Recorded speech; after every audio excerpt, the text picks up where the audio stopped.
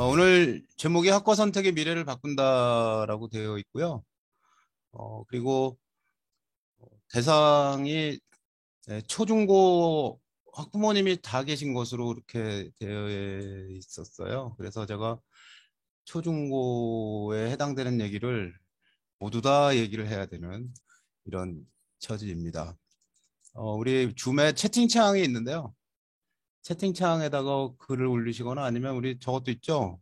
그 오픈 채팅방. 오픈 채팅방으로 질문을 남기시거나 채팅창에 남기시는 게 편하면 채팅창에 남기시면 제가 이야기가 진행되는 동안에라도 답변 관련된 내용이라면 답변을 해보도록 하겠습니다. 반갑습니다.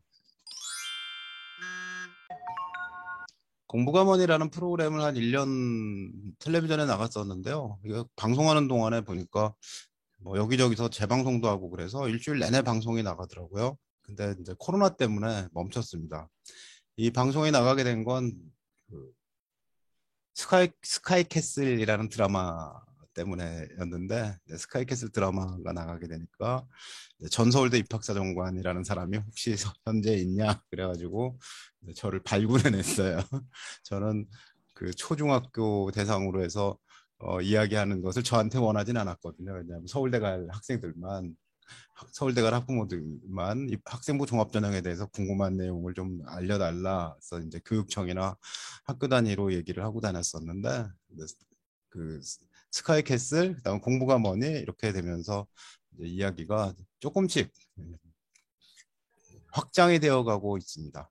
저는 그 학교 대학을 졸업하고 난 때는 어, 뭐 이게 취업이 잘 안 됐던 시절인데 그런데 그때 그 대학의 졸업 정원제가 되면서 고등학교 선생님들이 대거 대학으로 갈 때 고무렵이었어요. 그래가지고 어쩌다가 교사를 처음에는 아르바이트처럼 하게 됐는데 마음에 들어가지고 꽤 오랫동안 하고 있다가 서울대학교 입학사정관을 하게 됐습니다.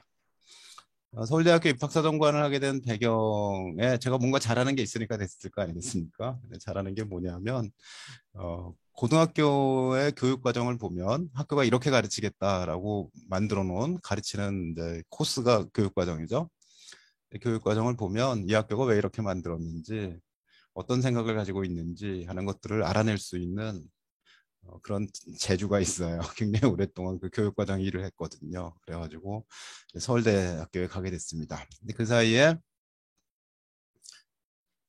그 사이에 이제 그 진학부장 요즘 같으면 진학부장인 옛날 연구부장을 했었는데 그런데 입시 지도를 하게 됐고 입시 지도 하게 되니까 이제 대학 입시 제도에서 좀 알면서 동시에 대학 갈 때 86년, 87년 그럴 때도 논술고사라는 게 있었거든요. 그래가지고 이제 논술을 가르치게 됐고 그러다 보니까 이제 글쓰기도 하고 뭐 그런 이런저런 데 대해서 이제 실질적인 전문적 인력이 되었던 거죠.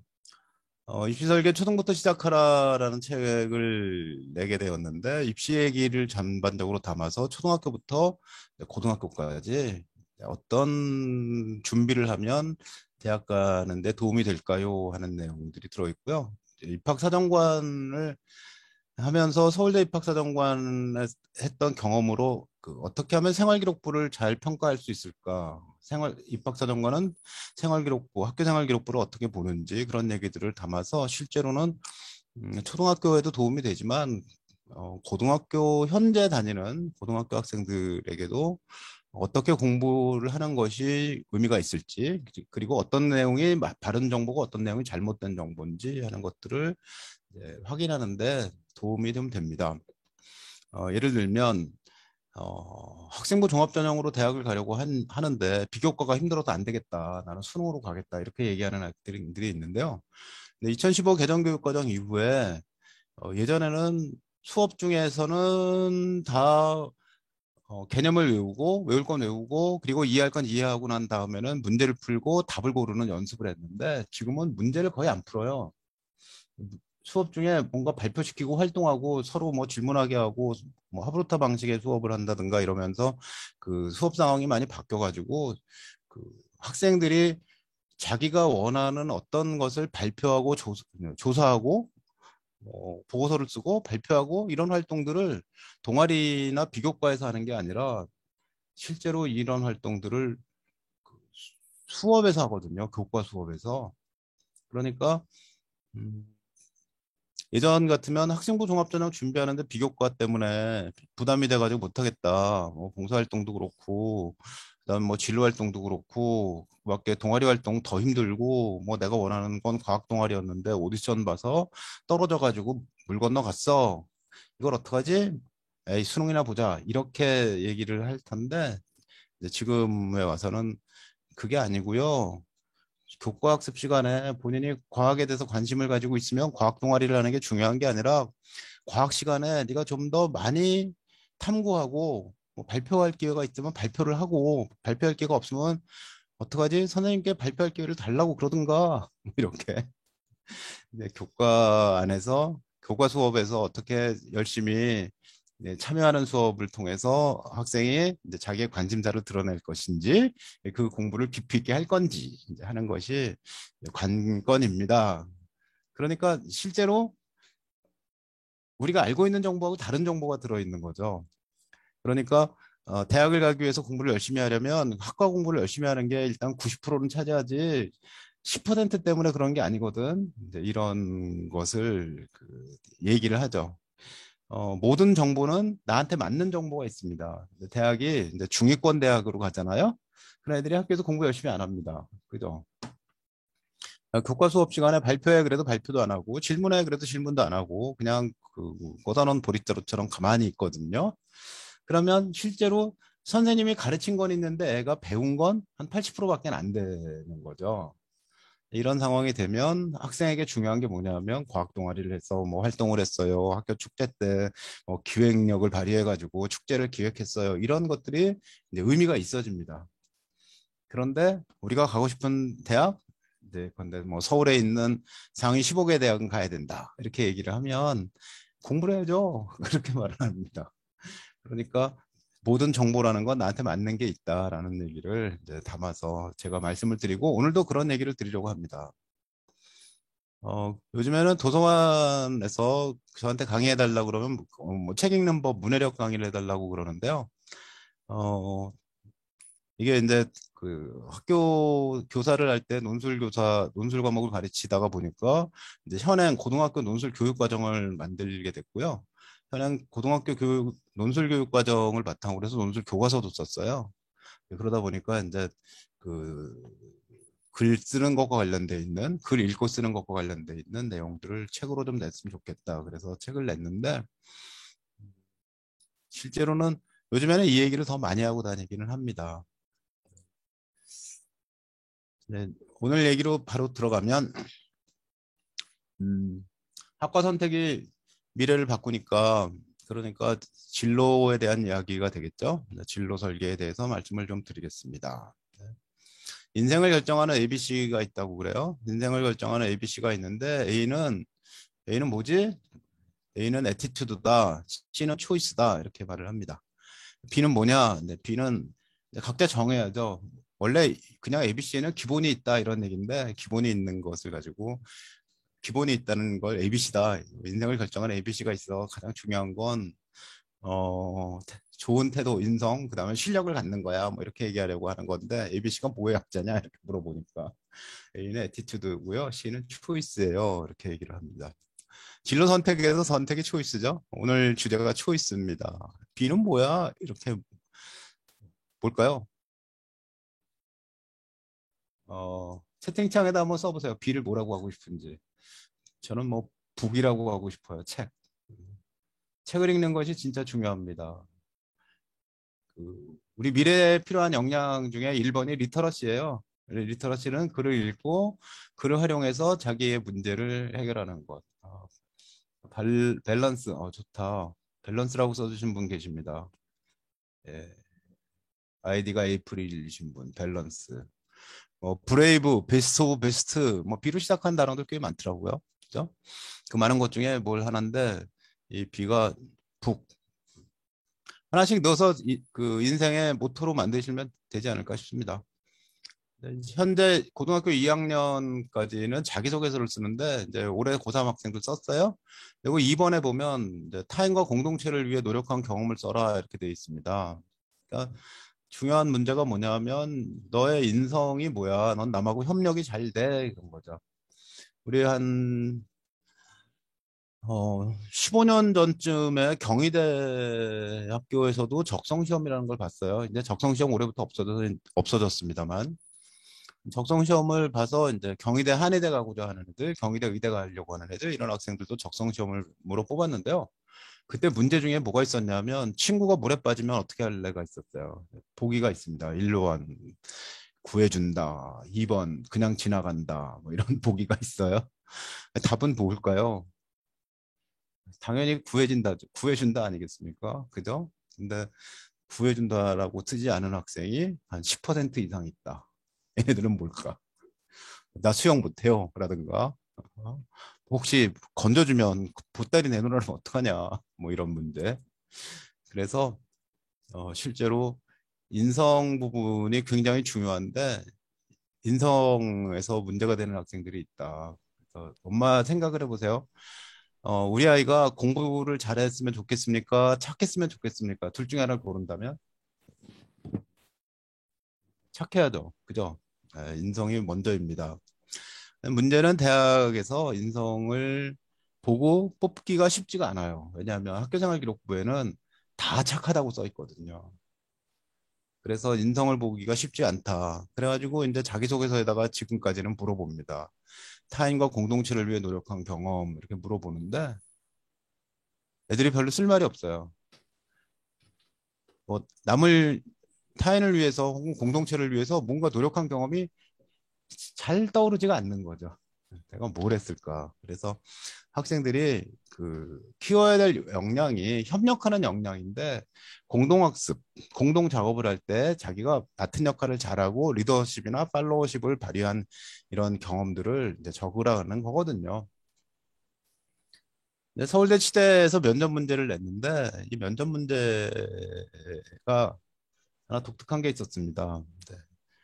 협력 그 동아리 모둠을 만드는데 모둠 작업을 하기로 되어 있는데 그런데 교수님이 진짜 저 학생하고는 저 친구하고는 같이 하고 싶지 않은 학생하고 같이 한 모둠이 돼가지고 연구를 하라고 그런다. 어? 그러면 너는 어떡할래? 이게 답 없는 문제죠. 근데 본인이 어떻게 해야 될까를 결정해서 대답을 해야 되는데 그걸 보고 이 학생이 그 협력이 되는지 협력할 수 있는 자질이 있는지 이런 것들을 보는데 이제 학생들이 대학에 와서 그리고 앞으로 직장에 취직할 때 정말 중요한 점이 이런 협력 관계다라는 것을 알려주는 대목입니다. 그리고 이제 중요한 문제가 이제 앞으로 OECD에서 미래 교육을 얘기하는데요. 이게 OECD 미래 교육 2030이라는 건데요. 웰빙 2030 앞으로 웰빙하기 위해서 행복하기 위해서 우리가 학생들이 해야 될 일이 뭐냐면 가장 중요한 것이 스튜던트 에이전시라는 거죠. 영어로 이렇게 써 있습니다. 다른 사람이 너를 위해서 결정을 해주는 것보다 네가 스스로 결정하는 것, making your own decisions.라고 되어 있잖아요. 그러니까 우리가 학생에게 진로를 어떻게 설정해라, 혹은 너에게 맞는 진로는 이거야라고 얘기해 주는 것보다 더 중요한 건 본인이 진로를 찾아가는 거라는 거죠. 본인이 진로를 찾아가는 것, 본인이 학과를 선택하는 것, 본인이 할 일을 찾아가는 것. 그것이 중요하다라고 얘기를 합니다. 그래서 초등학교 때는 학생들이 자기가 뭔가 진로 선택이라고 말할 수 있을까요? 하여튼 뭐 생활 면에서는 선택을 하잖아요. 뭐 아이가 오늘은 슬리퍼를 신고 갈래요? 라든가 오늘은 뭐 양말을 안 신고 갈래? 나는 오늘은 뭐 긴팔 입고 갈래? 뭐 이렇게 용의 복장을 선택합니다. 머리카락에 브릿지를 넣고 싶어요. 뭐 파마를 할래요? 귀걸이도 할래요? 뭐 이렇게 선택을 하죠.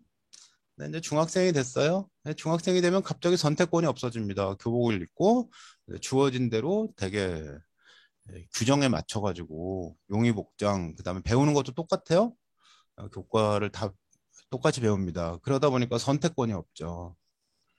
곧 중학생이 되면 갑자기 선택권이 없어져가지고 아이가 선택 역량이 뚝 떨어진다.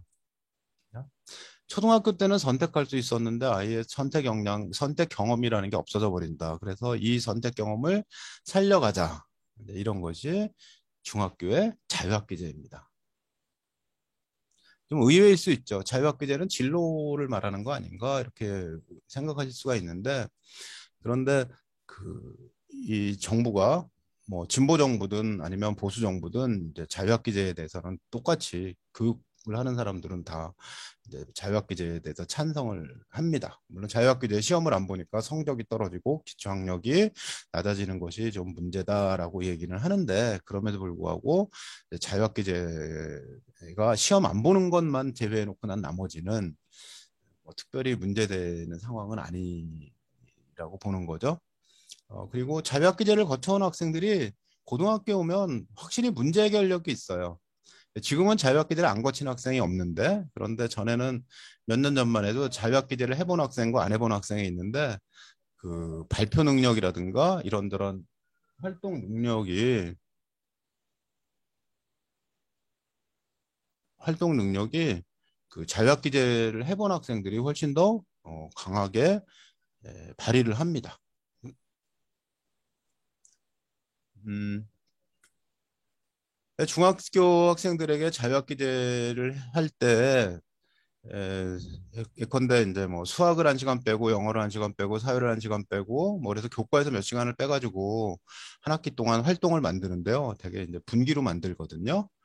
그러니까 8시간 정도, 7, 8시간 정도를 한 묶음으로 해가지고 네, 여러 개의 활동들을 만들죠. 그래서 뭐 1학기에 1기, 1학기 2기. 그래서 이제 활동을 만드는데 그런데 이 활동에서 학생이 원하는 것을 선택할 수 있게 기회를 주는 거죠. 선택의 기회를 준다 하는 것이 핵심입니다. 이 선택하게 하는데 조건이 있는데요. 두 가지가 있어요. 하나는 도전적 선택. 도전적 선택이란 지금 네가 보기엔 너무 어려워 보이지만 그것을 선택해서 해보면 아마 할 수 있다는 걸 알게 될 거야. 그러니까 평소에 안 알고 쉬운 것만 선택하지 말고 너 지금 현재 너의 수준보다 더 높은 것을 선택해. 근데 높은 것을 선택하는데 그 와중에 시험 보고 성적을 내준다면 네가 성적이 나빠가지고 고민이 되겠지. 그러니까 너에게 성적을 내주지 않고 어떻게 했는지만 과정만 써줄게. 그러니까 시험을 안 봐. 그래서 자유학기제는 성적이 안 나와요. 그죠? 그래서 중학교 1학년까지는 성적이 안 나온다라는 건데 이런 도전적 경험에 이르게 하는 것 자체가 이제 의미가 있는 거고요. 진로 선택도 마찬가지로 네가 어떤 진로를 갖고 있는지 선택을 해봐라고 얘기하는 건데 이제 초등학교로 다시 돌아가야 합니다. 초등학교 때 이제 아이에게 너 앞으로 뭐가 되고 싶어? 물어봤어요. 그랬더니 학생이 저는 사극을 좋아하니까 역사학자가 되고 싶어요. 이렇게 얘기를 했더니 이제 그 부모님이 야, 그 역사학을 해가지고 밥 먹고 살겠냐? 그건 취미로도 할 수 있고 책 많이 보면 되는데 그거 말고 좀 뭐 돈이 되는 것, 돈 많이 벌 수 있고 편안하게 살 수 있는 것, 사회적으로 성공할 수 있는 것 이런 거가 꿈이어야 되지 않아? 라고 얘기를 하는 거죠. 그럼 아이가 그다음부터는 이제 역사학자가 되려고 하는데 엄마가 반대하니까 말을 안 해요. 그래서 아이에게 이제 선택을 했을 때 그때 가서 인정을 해줬으면 좋겠다는 거죠. 네가 역사학자가 될 거야. 그럼 역사학자가 된다고 좋은 생각이다. 이렇게 내가 얘기를 해놓으면 앞으로 학생의 생각이 커지니까 달라지겠죠. 또 사극을 좋아하던 애가 사극을 좋아하지 않고 뭐딴 거 좋아할 수도 있어요. 어, 다른 분야를 좋아해가지고 다른 분야로 넘어갈 수가 있습니다. 제가 보니까 역사를 좋아했는데 보니까 역사 중에서 제일 마음에 드는 게 경제사예요. 그래가지고 역사학과를 가지 않고 경제과를 가야 될 것 같은데 이렇게 달라질 수도 있죠. 그래서 경제학자가 되겠어요. 라고 말할 수도 있습니다. 그러니까 실제로 학생의 선택이라는 것이 이제 초등학교 다닐 때부터 좀 잘 이루어지고 부모님이 인정해주면 좋겠다는 거죠. 그래서 이제 학생에게 선택 경험을 용인해야 됩니다. 그러니까 이제 어릴 때 초등학교 시절에 이제 아이를 데리고 책방에 가요. 책방에 가서 책을 고르는데 아이가 보니까 이게 저거 쟤한테 맞는 책 아닌 것 같은데 제가 지금 고르고 있나 저거 어떡하지? 그럴 때, 야, 그건 너한테 맞는 거 아니야 라고 얘기해 주기보다는 한두 번 실패를 용인하는 것이 의미가 있다는 거죠. 전에 공부가머니에 녹화했을 때 처음에 임호 씨네 가족이 나왔었습니다. 근데 이제 아이들이 유치원생, 초등학생인데 공부를 너무 많이 시켜가지고 엄마랑 이제 사이가 별로 안 좋았었는데 이제 학원을 많이 끊고 그러니까 이제 아이가 말도 많이 하고 발랄해지고 놀기도 잘해요. 그래서 이제 그런 발랄해지기 전 단계만 보여주니까 이제 몇 번에 걸쳐서 그 다음 장면도 녹화를 했었는데요. 책방에 갔습니다. 그래서 책방에 갔는데 그 둘째 가운데 남자 어린이가 책을 골랐는데요. 유치원 책을 고른 거예요. 너무 어린 책을 골랐어요. 그러니까 엄마가 그건 조금 뭐 음, 다른 책을 샀으면 좋겠다 뭐 이런 얘기를 했는데 편집돼서 안 나왔습니다. 근데 실제로 아이가 자기가 선택한 것에 대해서 어떻게 후회하는지 어떻게 평가하는지 하는 것이 이제 의미가 있습니다. 그래서 실패 경험을 용인하면서 한두 번은 지나가 주라. 근데 계속 실패하면 물론 안 되는 거죠. 계속 실패할 걸 알면서 자꾸 실패하는 건 학생이 성장을 하지 않는 거니까 이제 도와줘야 되는 거죠. 그래서 몇 번 실패 경험을 주면서 동시에 이제 학생이 원하는 책 이런 걸 보면 아이가 관심 있는 분야가 이런 거구나 하고 짐작을 할 수가 있죠. 그리고 학교에서는 또 진로 교육도 하고 하니까 그러니까 앞으로 네가 뭐가 되고 싶어 너의 적성은 이런 게 맞고 네가 좋아하는 과목은 뭐야 이제 이런 것을 통해서 이제 자아를 형성하게 이렇게 합니다. 중학생이 됐어요. 그럼 자유학기제를 하는데 자유학기제에서 선택을 준다 그랬잖아요. 그랬을 때 학생이 좀 더 어려운 것에 도전할 수 있게 옆에서 도와주셔야 됩니다. 아이는 쉬운 거 하고 싶죠. 자기가 재밌는 거 하고 싶고. 그러면 동아리 활동하고 자유학기제 때 하는 활동은 뭐가 다르냐.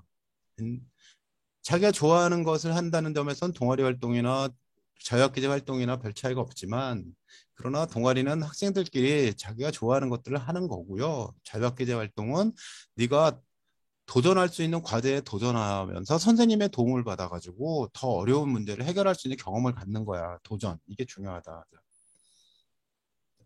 오늘의 진로 선택이 혹은 학과 선택이 중요하다고 얘기하는데 지금 왜 이런 얘기를 하고 있는 거야? 라고 생각하실지 모르겠는데 제일 중요한 문제가 진로 선택에서 중요한 문제가 선택이잖아요. 선택. 그죠? 선택이거든요. 우리 아이들은 2100년까지는 살아갈 거예요. 어, 우리도 지금 100세는 살 거라고 생각하지 않습니까? 근데 아이들은 2000년대에 태어났으니까 2100년 이후에도 살죠.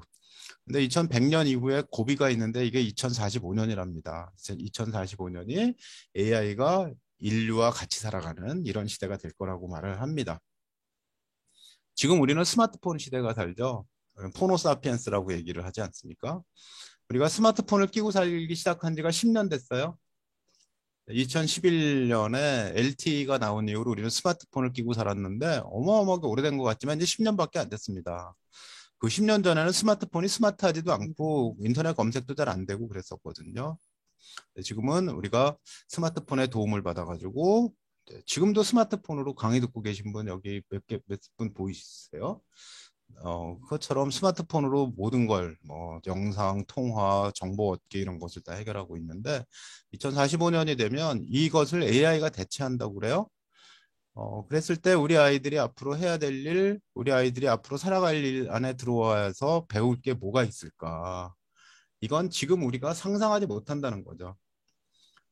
1985년에 백투더 퓨처라는 영화가 만들어졌고 그 백투더 퓨처 안에 30년 뒤 미래가 나오는데 30년 뒤 미래가 2015년이었습니다. 2015년에 스마트폰이 나온다는 것이 백투더 퓨처 시대에는 몰랐다. 이렇게 얘기를 하지 않습니까? 지금 우리도 앞으로 2045년에 어떻게 세상이 달라질지는 잘 모르겠는데 어쨌든 메타버스라는 게 있다. 그다음에 뭐 자율주행차가 왔다 갔다 할 거고 우리 아이들은 코딩 교육이라는 것을 어느 정도 배워야 된다. 뭐 이런 정도 기본은 알고 있는데 그런데 더 중요한 건 혼자서 학생이 뭔가를 선택할 수 있는 역량이 없으면 미래 사회에서 자기가 필요한 것을 알게 되지 못할 거야. 이런 거죠. 그러니까 학과 선택에 앞서서 더 중요한 건 진로 선택인데 진로 선택에 앞서서 더 중요한 건 선택하는 역량이라는 겁니다. 선택하는 역량이 중요하다고 말을 하는데 그러기 위해서는 어릴 때 학생에게 선택할 수 있는 기회를 자꾸 줘야 된다라는 얘기고요. 그게 초등학교 다닐 때는 뭐 책 고르기, 자기가 스스로 자기 가방 챙기기, 옷 챙겨 입기, 뭐 이런 것들에서 선택이 이루어져야 되고요. 중학교 와서 가장 큰 선택이 자유학기제라는 거죠. 자유학기제는 진로를 위해서 있는 것이라기보다는 학생에게 선택의 자유를 준다. 선택의 자유를 준다라는 의미를 가지고 자유학기제를 잘 활용했으면 좋겠는데 지난 2020년부터 자유학기제를 이름을 바꿔가지고 자유학년제로 바꿨어요. 한 학기는 한 3시간 하고요. 한 학기는 한 10시간 합니다. 1학년 1학기 때 3시간짜리 한번 해보고 그다음에 1학년 2학기가 되면 이제 교과 시간도 빼고 1시간씩 빼죠. 영어 1시간, 사회 1시간, 수학 1시간, 국어 1시간 뭐 이런 식으로 한 3과목 정도에서 뺍니다. 우리 그 어른들이 생각하기에는 국영수 사과가 중요하다고 생각하잖아요. 그래서 국영수 사과에서 한 1시간씩 한 3시간 정도 빼고 과목별로 그리고 체육에서 빼고 동아리에서 빼고 그다음 뭐 학교 스포츠 클럽 시간 활용하고 뭐 이래 가지고 이제 자유학기제를 운영을 하는데요. 이 자유학기제를 운영할 때 핵심이 뭐냐 하면 자유로운 선택, 도전적 선택, 도전적 선택이다. 그래서 도전적으로 선택하는데 자기가 수학을 많이 선택하는 애가 있어요. 그럼 아 얘가 수학을 하고 싶은 애구나. 또 사회활동을 많이 선택하는 학생이 있어요. 그럼 아 이 학생은 수학보다는 사회에 관심 있는 학생이구나. 과학을 많이 선택하는 학생이 있습니다. 그러면 아 과학을 선택하는구나. 과학을 하고 싶은 학생이구나라고 알 수가 있겠죠. 근데 그것이 이제 본인의 진로 방향과 연관성을 맺게 됩니다. 그래서 다시 한번 말씀을 드리는데 초등학교에서 선택, 중학교 자유학기제의 선택. 그럼 고등학교가 뭐가 있죠? 초등학교 학생들이 맞이하게 될 고교학점제나 현재 학생들에게 주어지고 있는 2015 개정교육과정이나 똑같아요. 조금 달라지지만 실제로 학생이 선택한다는 점에서 똑같습니다. 고등학교 1학년 때는 공통교육과정이라고 해서 똑같이 배웁니다. 초등학교 1학년부터 고3까지 10년, 고등학교 1학년까지 10년을 똑같이 배워요. 똑같이 배우는 이유는 국민 통합인 거죠. 우리나라 사람들은 이 정도는 똑같이 배워놔야지 돼. 국민 통합 혹은 국민 의사소통 이제 그런 기본이고요. 그다음에 이제 11, 12학년, 고등학교 2학년, 3학년이 되면 온 세상이 다, 온 세계에 있는 모든 학교가 다 자기가 원하는 걸 선택해서 배워요. 그러니까 예전에는 고등학교에는 선택이 없었는데 그 시대는 산업사회에서 누구나 똑같이 배워도 똑같이 돼. 다 똑같이 회사원이 되는 거고 똑같이 공무원이 되는 거야. 똑같이 농부가 되는 거야. 그랬는데 지금은 소품종 대량 생산 시대에서 다품종 소량 생산 시대로 되면서 이게 아이마다 다른 것을 원하게 된다는 거죠. 평균의 종말이라는 책이 있습니다. 우리 마두도서관에도 있겠죠? 평균의 종말이라는 책은 토드 로즈라는 분이 썼는데 하버드대 교수예요. 이분이 어릴 때 그 주의력 집중 장애를 겪어가지고 공부를 진짜 못했대요. 근데 어떻게 하버드까지 가가지고 교수가 됐습니다. 그게 이제 하나 유명하죠. 어릴 때 공부를 안 했는데 나중에 어떻게 하면 대학 교수가 하버드 교수가 될 수 있게 공부를 했을까? 이게 이제 첫 번째 유명한 점이고요. 두 번째 유명한 점은 평균의 종말이라는 책이에요. 이 세상의 사람들은 누구나 다 다르기 때문에 개개인성을 존중해야 된다. 평균이라는 건 의미가 없다. 난장의 행렬이라는 게 있습니다. 앞에는 커다란 장대기에 올라가 있는 거인이 서고 뒤에는 난장이가 서게 되는데 그런데 평균을 내면 보통 사람 키지만 그러나 누구는 무지무지하게 크고 누구는 조그맣지 않냐. 이건 다 다른 개개인성이 있는 거야. 라고 얘기하면서 고등학교 교육 과정에서 과목 선택을 하게 만듭니다. 그런데 이 과목 선택을 하게 만들어서 학생에게 제공을 할 때 지금보다 더 다양한 과목을 제공하겠다는 게 고교학점제의 과목 교육과정 운영이에요. 우리 부모님들이 경험하시기에 고교학점제가 되면 뭐가 되냐라고 얘기하는데 고교학점제가 되면 고등학교가 대학처럼 됩니다. 2, 3학년 때만. 1학년 때는 거의 비슷한 걸 배워요. 대학처럼 된다는 건 내가 전공 과목이 있고 전공 필수가 있어요. 1학년 건 교양 필수라고 할 수가 있죠. 전공 필수가 있습니다. 그러면 이 전공 필수가 있는데 이 전공 필수 과목을 이수하고 난 다음에는 전공 선택이 있죠. 그죠? 혹은 그 다른 학과에 가서 들을 수가 있죠. 그래서 이것저것을 선택해서 듣게 될 수가 있는데 그럴 때 이제 자기 마음에 들게 더 기회를 주겠다라는 얘기예요. 현재 우리나라 학교 중에서는 일반 고등학교에 네일 아트 같은 과목이 없어요. 보컬 트레이닝에 있는 학교도 거의 없습니다. 근데 왜 이 두 가지 얘기를 하냐 하면 우리 학생들이 배우고 싶은 과목 1위가 제가 조사를 해봤더니 1위가 보컬 트레이닝이에요. 엄마한테 물어봤어요. 엄마가 다시 고등학교로 돌아간다면 무엇을 배우고 싶으세요? 보컬 트레이닝에. 오디션에 나가고 싶으신가 봐요. 아니면 노래방 가서 나 100점 맞고 싶어 뭐 그런 것일 수도 있겠죠. 근데 보컬 트레이닝을 배우고 싶다가 1번이고 네일 아트를 배우고 싶다가 2번인데 근데 고교학점자가 되면 이런 과목을 문화센터에 가서 배울 수 있게 열어주고 학점으로 인정해 줄 수도 있어. 근데 이런 제도가 된다는 거죠. 근데 현재 중학교 1학년까지는 현 시스템하고 똑같으니까 그러지는 않을 것 같아요. 근데 초등학교 6학년부터는 이제 고교학점제가 되면 이제 지역사회에서 배울 수 있는 길을 좀 더 많이 열어주겠다 이렇게 얘기를 합니다. 엄마 입장에서 걱정이 되죠. 아니 보컬 트레이닝은 동아리 활동에서 하든가 아니면 나중에 배워도 되는데 고등학교 때 한창 공부해야 될 나이에 보컬 트레이닝을 배우고 네일 아트를 배우고 반려견 미용을 배우러 다닌다니 그거 참 고민이네 이렇게 얘기가 되겠죠. 그죠? 그렇기 때문에 아이에게 길러줘야 될 게 뭐냐 하면 선택 역량이라는 겁니다. 선택이라는 건 세 가지의 방향이 있는데 첫째는 직관적 선택. 딱 보니까 이거 마음에 들어. 딱 보니까 이거 마음에 들어. 네. 그럴 때 백화점 가서 딱 보니까 마음에 들어서 사면 되게 환불하게 되잖아요. 그러니까 직관적 선택이라는 건 좋은 선택은 아니다. 두 번째는 의존적 선택.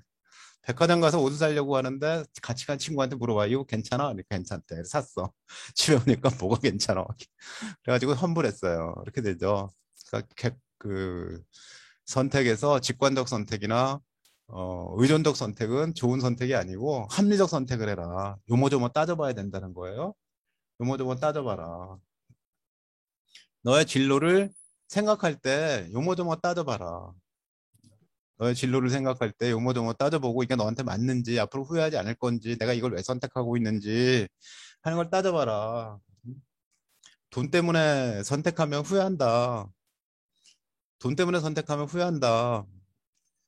이게 이제 우리나라가 우리 어머니들이 학교 다니던 시절에는 돈만 밝히면 배금주의다 그렇게 했어요. 어, 배금주의라고 이렇게 좀 별로 안 좋게 봤죠. 뭐 천민자본주의 뭐 그런 얘기도 하고 그랬는데 우리나라가 IMF를 지나가면서 덕담이 바뀌었습니다. 돈벼락 맞아라. 돈 세다가 죽어라. 죽을 때까지 돈을 세게 해주소서. 뭐 이렇게 그 어떤 친구가 개업을 했는데 그 개업한 친구 리본에 이렇게 써 있더라고요. 화한 온 리본에 돈 세다가 죽게 하소서. 이게 과연 축복일까 욕일까? 그죠? 그래서 이게 이제 돈과 관련돼 있는 것을 꿈으로 잡으면 좀 위험할 수 있다는데 적성에 맞다 보면 돈이 따라오는데 그렇지 않고 돈을 따라가면 이상할 수 있다.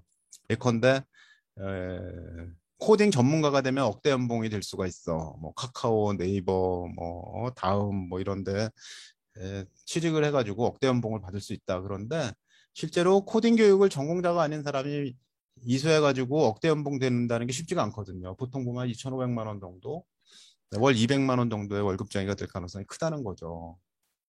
그러니까 돈을 보고 가는 건 바람직하지 않다. 이렇게 얘기를 합니다. 이제 이런 모든 것이 따져보는 거죠. 나한테 맞는 것이 뭐고, 내가 전문가가 될 수 있는 길은 뭐고, 나한테 인생의 보람을 줄 수 있는 건 뭐고, 이걸 선택하는 이유는 무엇인지 하는 것들을 따져봐라. 이게 합리적 선택이거든요.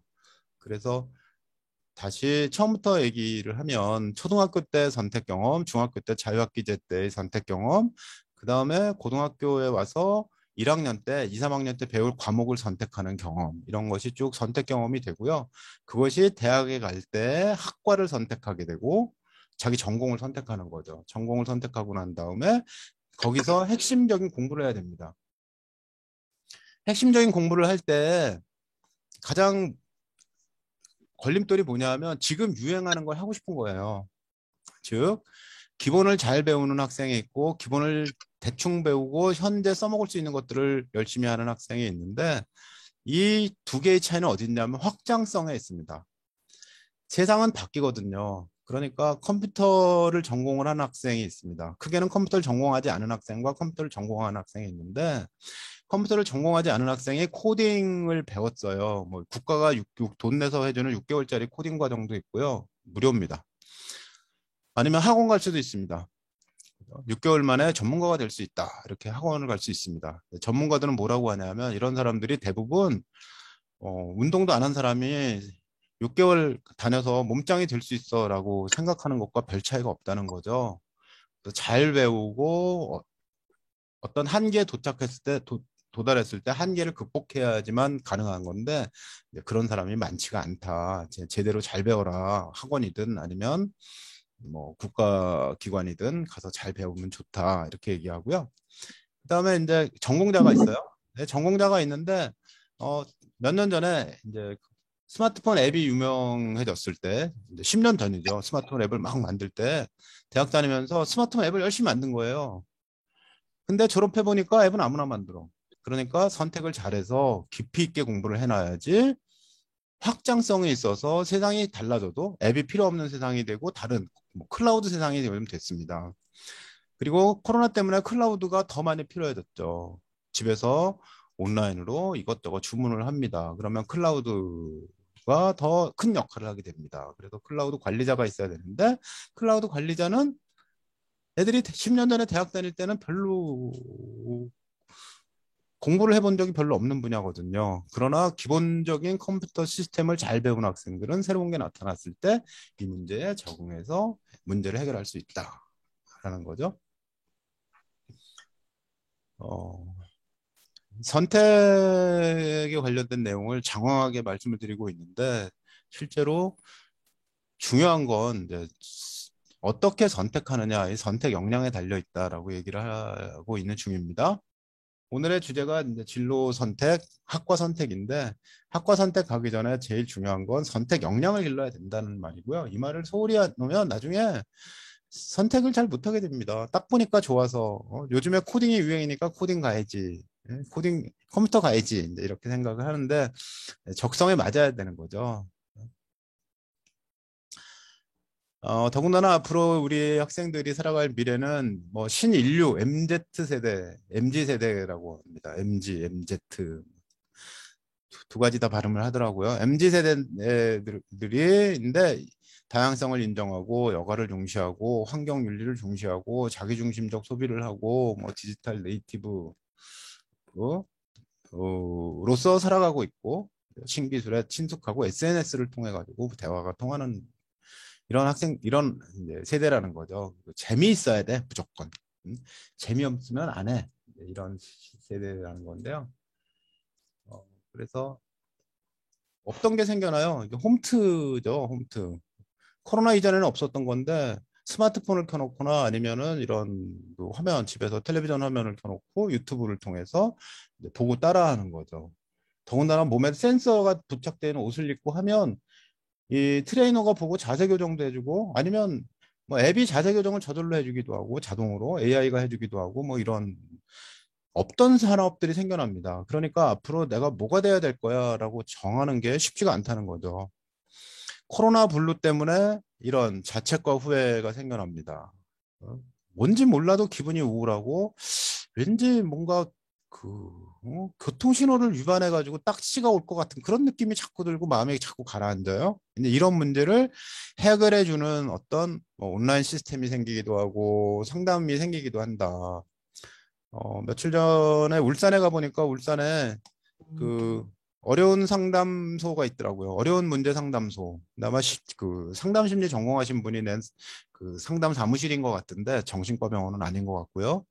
예전 같으면은 어떻던 게 생기는 거죠, 사업으로.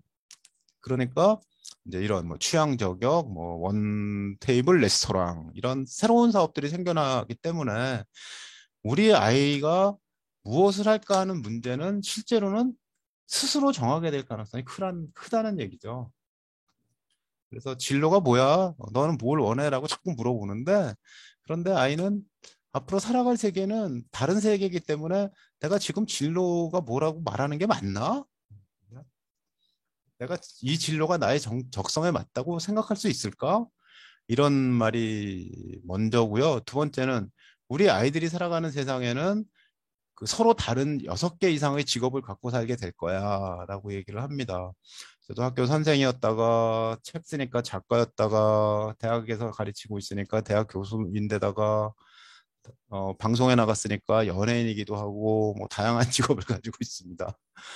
제가 대학 다닐 때는 이렇게 이런 일을 할 거라고는 생각하지 못했는데 시대가 달라지면서 네, 입학사정관도 해봤고 뭐 별걸 다 하게 되는 이런 일이 생겨나는데 우리 아이들의 진로도 마찬가지로 자기가 잘하는 것들을 만들어 놓으면 다양한 진로에 적응할 수 있어 확장성에 있어 이제 그렇게 얘기를 할 수가 있는 거죠. 앞에서 말씀드렸던 것처럼 아이가 음, 지금은 취업보다 창업을 더 많이 하는 시대가 된대요. 그래서 아이들에게 그 선택을 할 때 필요한 것들 역량 중에 하나가 기업가 정신을 갖는 겁니다. 그래서 대학에 가면 창업센터가 어디나 있어요. 그리고 고등학교에서는 기업가 정신을 가르칩니다. 한 10여 년 전만 해도 앙트레프레너십이라는 단어가 참 낯설었거든요. 숙명여대에 앙트레프레너십 학과가 있었는데 그런데 이것을 사람들에게 설명하는 게 쉽지가 않아요. 여기 뭐 하는데요? 앙트레프레너야? 뭐야? 앙트레너프레너야? 뭐 이렇게 물어보시는 분들이 많았는데 지금은 앙트레프레너십이 자연스럽게 얘기가 되고 있고 방송에도 많이 나오죠. 책임감과 도전 정신이 강하다면 창업에 도전하시길 바랍니다. 이렇게 기사가 뜬 거예요. 그냥 취업을 준비하던 대학생들이 학교의 도움을 받아. 이 학교의 도움이 대학교죠. 대학교 창업센터의 도움을 받아서 창업의 길로 나서고 있다. 이렇게 말을 하는데 우리 아이들이 해야 될 게 뭐냐면 기업가 정신을 기른다라는 그게 진로 선택의 한 가지 자질이 됩니다. 아까 합리적 선택, 기업가 정신, 그다음에 이런 기사도 있어요. 나이 40에 은퇴해서 돈보다 시간 부자가 될래요라고 했는데 바짝 벌어 원하는 삶을 살고 싶어라고 얘기하고 있습니다. 그래서 여기 김다현 씨라는 사람이 40살인데 지난해 9월 카카오를 그만뒀다. 1년 먼저 은퇴한 남편과 함께 이들 부부는 파이어족이 되었다. 이렇게 돼 있습니다. 파이어족이라는 말은 요즘 많이 나오죠. 파이어족. 일찍 은퇴하는 사람들이죠. 일찍 은퇴해서 자기 삶을 살아가는 사람들. 네, 한국 사회에서도 파이어족이 상륙했다. 네, 경제적 독립, 조기 은퇴, 파이낸셜 인디펜던스, 리타이언트 얼리 이렇게 해서 파이어족이라고 하는데 파이어족이라고 하는데 이 파이어족이 이제 아이들이 꿈꾸는 세계인데요. 근데 이 사람들이 경제적 독립을 했어요. 그럼 전문가가 돼야 되잖아요. 그리고 조기 은퇴했어요. 조기 은퇴하면 노나? 봤더니 이 사람이 조기 은퇴를 하고 나서 뭐냐면 금융 상식을 가지고 투자를 통해서 부를 쌓고 뭐 유튜브를 하고 그런데요. 그러면 파이어족이 아니라 은퇴가 아니라 그 다시 인생 이모작을 빨리 시작한다 이렇게 하는 게 맞겠죠. 그죠? 이 기사는 파이어족 이렇게 얘기하지만 사실은 지금 하고 있는 직업과 또 다른 어떤 직업을 갖는데 중요한 게 뭐냐면 전문 지식을 갖는다는 겁니다. 전문 지식. 그 자기가 하고 있는 일에 전문가가 되어야지만 될 거고 그리고 투자에 대한 지식은 공통적으로 가져야 된다라고 말을 하고 있는데 시사하는 바가 좀 있죠. 우리 그 아주대학교 박형주 총장님도 그런 얘기를 했는데요. 포스트 코로나 시대에 대학 교육은 학습 능력이 중요하다. 구글, 애플, IBM뿐만 아니라 우리도 카카오나 다음에서 신입사원 뽑을 때 대학교 학사학위를 요구하지 않아요? 뭐 전공 뭐 했나도 물어보지 않고 실력 있나를 물어본다는 거죠. 그래서 실제로 2년마다 주요 기업의 인사 담당자들을 대상으로 설문조사를 해보니까 특정 영역을 위주로 훈련된 사람들에 대한 관심은 줄어들고요. 한 영역에서 다른 영역으로 커리어 이동이 쉬운 사람, 그러니까 인재상이 자기 것만 아는 게 아니라 다른 사람과 협력이 가능하고 다른 영역도 좀 할 수 있는 사람. 사회가 복잡해지니까 공부해야 될 게 옛날보다 더 많아지는 거라서 어른 세대보다 지금 현대 세대가 더 힘들다. 점점 갈수록 슈퍼맨을 원한다. 이제 이렇게 이해가 됩니다. 아이들이 힘들어하죠. 그러면 아이들이 선택을 하기 위해서 해야 될 게 뭐냐인 건데, 아이들이 선택을 해야 될 게 첫 번째는 수학 공부를 좀 해야 됩니다. 결국 우리 아이가 코딩을 해야 돼라고 얘기하는데, 현재 AI를 전공하는 학생들을 뽑는, 그 대학에서 뽑는 방식이 두 가지 방식인데요. 하나는 AI를 잘 아는 학생을 뽑는 거고요. 하나는 AI를 잘할 것 같은 학생을 뽑는 겁니다. 근데 AI를 잘할 것 같은 학생을 뽑는 숫자가 훨씬 많아요. AI를 잘하는, AI 관련된 지식을 매니아처럼 아는 학생을 뽑는 전형보다는. 근데 AI를 잘할 것 같은 학생이 누구냐 하면, 뭐 파이썬을 알아요. 파이썬을 잘 다룰 수 있어요. 파이썬이라는 이제 프로그램을 잘 다룰 수 있어요. 프로그래밍 언어를 다룰 수 있어요. 이렇게 말하는 사람보다, 그 프로그램 언어는 일주일이면 배우거든. 근데 그 프로그램 언어를 아는데 필요한 게 미적분이야. 그러니까 학교 다닐 때 미적분을 잘하는 사람이 유리해. 결국 공부를 하다 보면 한계에 부딪히는데, 코딩 교육 학원을 6개월 다니면서 가다 보면 전문적인 영역에 가면 한계에 부딪히는데, 그때 한계에 부딪히는 이유는 뭐냐면 수학 때문이야. 그래서 학생이 수학 공부를 놓지 않아야 된다는 게 이제 첫 번째 이야기인데요. 근데 그 사피엔스라는 책 유명하죠. 이 책의 362에서 64페이지 사이에 보면 유발 하라리가 이렇게 얘기해 놨습니다. 1687년 아이작 뉴턴이 자연철학의 수학적 원리라는 출간했는데, 그 이전 사람들은 다 이 우주는 신이 만들어지고 신의 뜻대로 움직이는 줄 알았어. 그래서 성경, 코란, 불경 이런 말씀이 중요했다. 그래서 권력자는 되게 성직자였다. 그런데 뉴턴 시대 이후에는, 이 세상에 이런 식으로, 어? F 이퀄 ma구나. 이런 식으로 설명이 되더라. 그래서 사람들이, 야, 우주의 질서는 수학이구나. 이렇게 생각해서 수학과학을 공부하기 시작했고, 그 결과 산업혁명이 돼서 대량 생산 사회가 되었고, 금융업, 보험업에서 이자를 계산하고, 그리고 보험료율을 계산해가지고 현대사회가 만들어졌다. 현대사회는 수학과학으로 만들어진 세계다. 이렇게 얘기를 해놓은 거예요. 이후 사람들은 돈을 벌려면 수학을 공부했다. 이후 사람들은 권력을 잡으려면 수학을 공부했다. 362페이지에 있는 거 저도 이 책 읽었다는 뜻이죠. 책을 읽는 건 중요합니다. 그 다음에 또 한 가지는 문해력인데요. 이거 몇 년 전 기사입니다. 요 앞에 중앙일보에 났던 그 기사인데요. 문해력이 떨어지면 어떻게 될까? 국제 성인 역량 조사에서 따르면 문해력이 높은 사람은 문맹을 가장 연한 정도 사람보다 평균 시급이 높다. 그죠? 문해력이 높아지면 봉급이 60% 높아진다. 문해력이 낮은 사람은 실업자가 될 확률이 2배 이상 높다. 문해력은 건강복지를 증진하고, 문해력이 있어야지 건강복지가 해결이 된대요. 건강하게 사는 사람들은 문해력이 높대요. 책을 많이 읽고 지식이 많고 소통을 많이 하면 건강해진다. 우리 어머니들도 말을 안 하고 있으면 마음에 그 응어리가 지잖아요. 계속 말을 많이 해야 됩니다. 그래서 상대방 친구를 만나고 그리고 누군가하고 얘기를 해야 되는데, 그러려면 문해력이 있어야 된다는 거죠. 그다음에 뭐 고용기회를 향상하고 지역사회를 발전시킨다. 이렇게 문해력이 중요하다. 두 가지 했죠? 수리력, 문해력. 아, 국영수구나. 이렇게 얘기하면 좀 천박하게 들리지만, 이제 수학을 우리 어른 시대처럼 배울 것인가 아니면 좀 새롭게 다른 방식으로 배울 것인가 하는 것들이 이제 문제가 될 텐데, 가면 갈수록 수학을 다른 식으로 배워야 됩니다. 개념을 알고 적용할 수 있는 방식으로 배워야 됩니다. 이제 이런 얘기들을 하게 될 것입니다. 그러니까 진로 선택하는 게 중요한 게 뭐지? 문해력, 리터러시와 수리력, 유머러시야. 그래서 이제 그 저도 공부머리는 문해력이다 이런 책을 쓰면서 앞에는 문해력 잔뜩 써놓고 뒤에 가면 수학도 중요해요 이렇게 써놓은 거죠. 텍사스 소재 언론정보학과 교수 연봉은 평균 6, 7만 불, 인문학 교수는 3만 불, 공대 교수는 10만 불, 마케팅, 경제경영과 교수는 10만 불. 이 차이가 뭐냐? 보니까 수학이 있더라. 수학이 필요한 과의 교수는 연봉이 많고, 수학이 덜 필요하면 조금 적고, 수학이 안 필요한 교수는 연봉이 별로 없다. 이런 통계가 있었어요. 삼성 언론재단에 있었는데 지금은 없어졌더라고요. 이 주소 클릭하니까 기사 삭제했다고 돼 있습니다.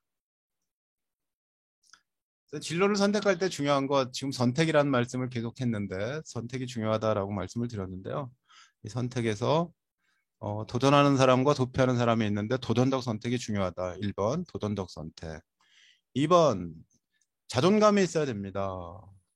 그래서 실패 경험을 통해서 실패에 대한 두려움을 없애고 성공 경험을 마련해 줘야 된다. 나 수학 문제 하나 풀었어. 야, 성공했다.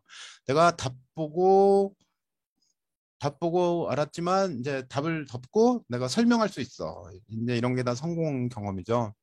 오늘 학교에서 그 시의 함축성에 대해서 배웠어요. 그러면 함축성이 뭐지? 내가 설명하는데 성공했어. 성공 경험이 있죠. 뿌듯합니다.